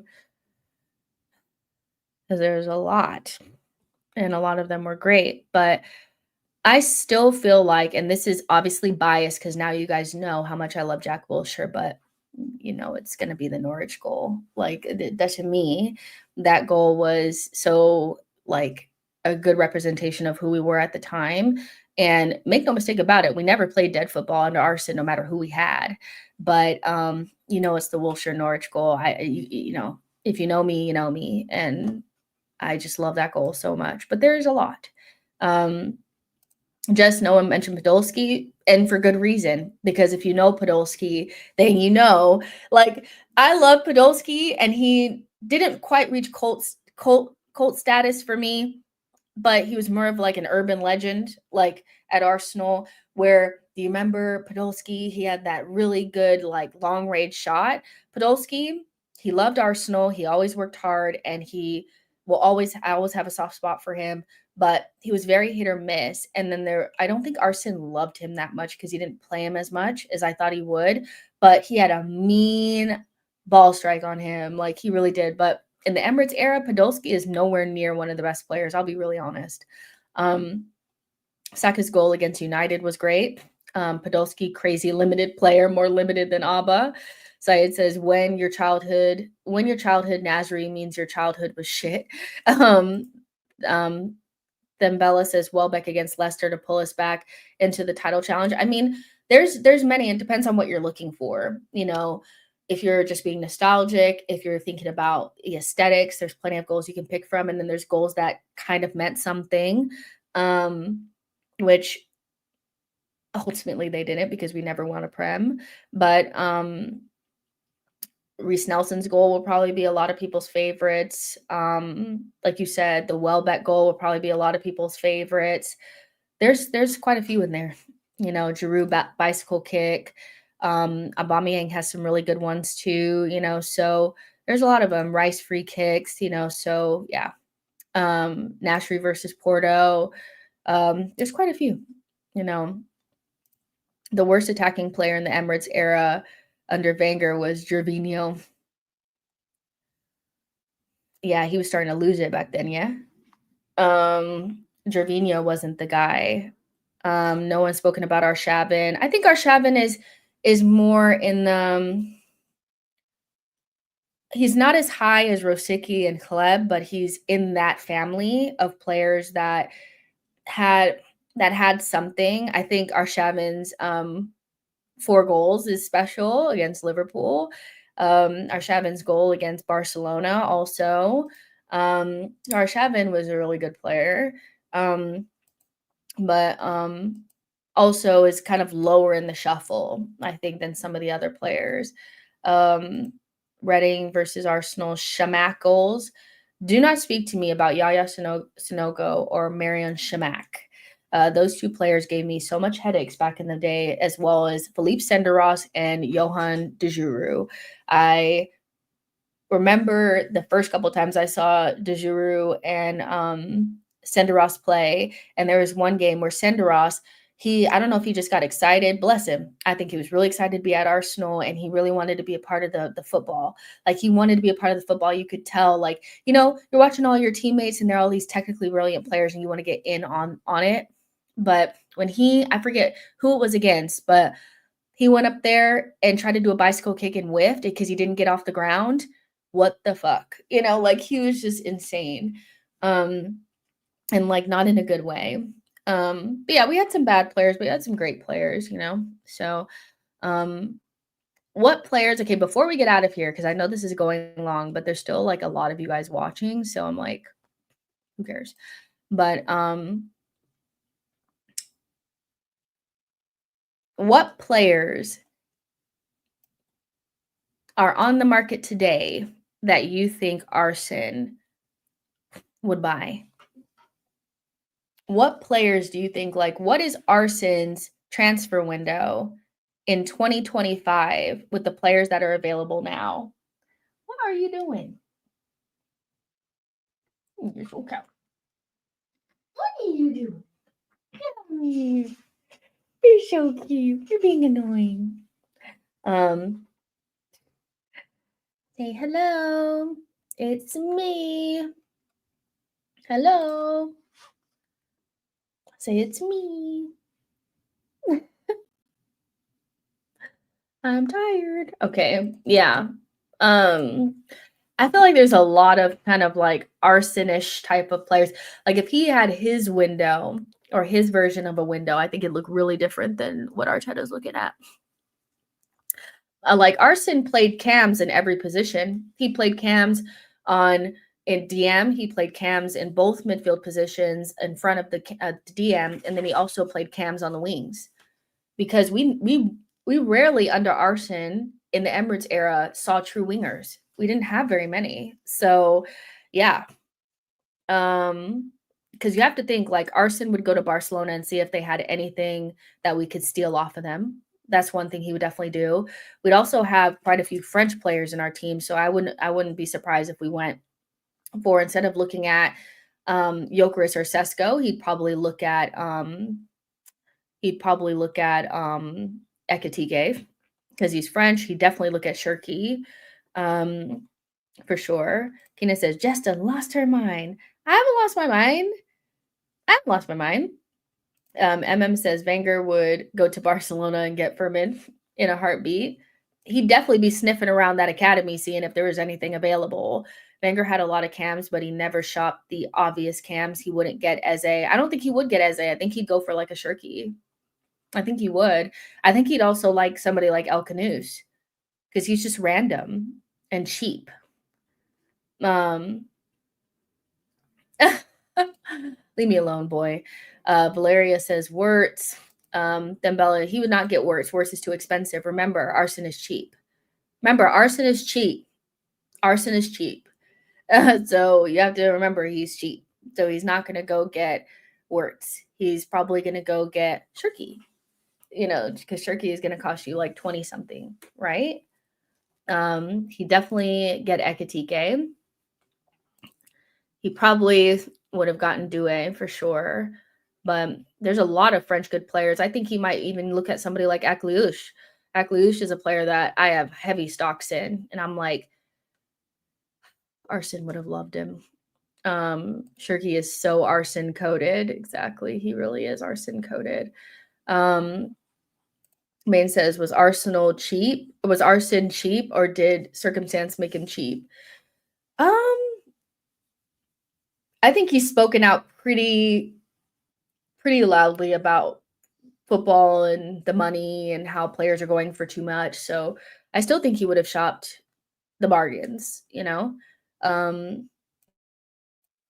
Yeah, both. John says, what do you think of Mariana Caldente's game-changing season? Did not miss Miedema even a little. I mean, I think that's what happens. You have the opportunities to win Champions League and big trophies when you have game changers. And Mariona came from the best team, and then we were able to beat the best team with her in it. Russo and Caldente are a big reason why we had a successful season at the end. So buy more players like that. The Arsenal perspective says Arson was not cheap. He was an economist. Keenan says Wenger loved a good bargain. Dude rode his bicycle everywhere. I think you guys are misunderstanding Arson. I still think he liked cheap. Keenan says Desiree Doué, my God, he's the one that got away. Foxy says Wenger loves going back home to raid Monaco players. I'm telling you, Akliouche, he would go get him. I'm telling you.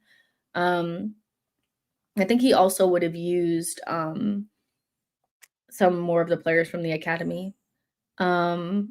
Syed says, you give Wenger a list of 5 strikers, ask him to put them in order, then pick the one he picked last. John says, Durian Fox. Yes, Emily is a really, really good fullback. She's definitely sneaking up the rankings. I do think she's she's borderline world class. And this is coming from somebody who watches her for club and country. When Emily's on the pitch, I am not worried. Conrad says, we aren't linked to French players since Arteta has been manager. Saliba was here already. The rest were sold or let go. Do you just think that Arteta just likes a different marketplace of players? Like, I think he likes Spanish. Like, I do think he likes Spanish players and English players. So, yeah, I think it's just a preference for him, to be honest. I mean, he has so many. Let's see, when, well, now, yeah. I mean, I think he likes players from La Liga and or Spanish players. I think you can say that pretty confidently, can't you? And then he likes players from the Prem. So, he was linked to a war. This is true. Boy says, I think Arteta scouts more for personalities than ability and origin. Tog says the out of contract players. Saeed says, I saw Wenger at Waitrose in Barnet hanging around the bread aisle. He noticed me and looking and said, if you wait, they come with the yellow sticker, 30% off. Really? No, you're lying. You're lying. No, that's because you're talking about him being cheap. Krubel says Arteta is filling our team with the least technical Spaniards. Damn. Keenan says Wenger also wasn't afraid to scout young. I think he would have gone for Isak, Sesko Holland, etc. 1-2 years before other teams started scouting them. He likes players that are wounded. I'm dead. Not wounded. I don't think he likes players that are wounded. I just think he had some bad luck and then made it worse because he did like young players. So I think he would have used more of the players from the academy. I think you definitely would see Max Dowman play a big role next season, along with Ethan and MLS. MLS will be playing midfield. And I think you would see links to maybe like Shirky. You'd see links to you'd see links to Ekitike probably, or even maybe he would get Sesko. Yeah, and he'd be playing cams on the wings, so yeah. But yeah, and I think that was an interesting conversation. But yeah, guys, I'm gonna go ahead and get out of here because now everybody's complaining that the stream is too long. It's either just the stream is not there or now it's too long. So can't do anything right around here. But make sure you guys like the video, subscribe to the channel. If anything happens, any bombas, anything like that, you guys know I'll come back. Always go live after something big happens. But otherwise, tomorrow will be keep, sell, loan. And then hopefully, if Diluted ever answers me back, we can do a end of the season kind of wrap up thing on Thursday. So make sure you guys like and subscribe on your way out. And we will talk to you guys in the next one. Bye, guys.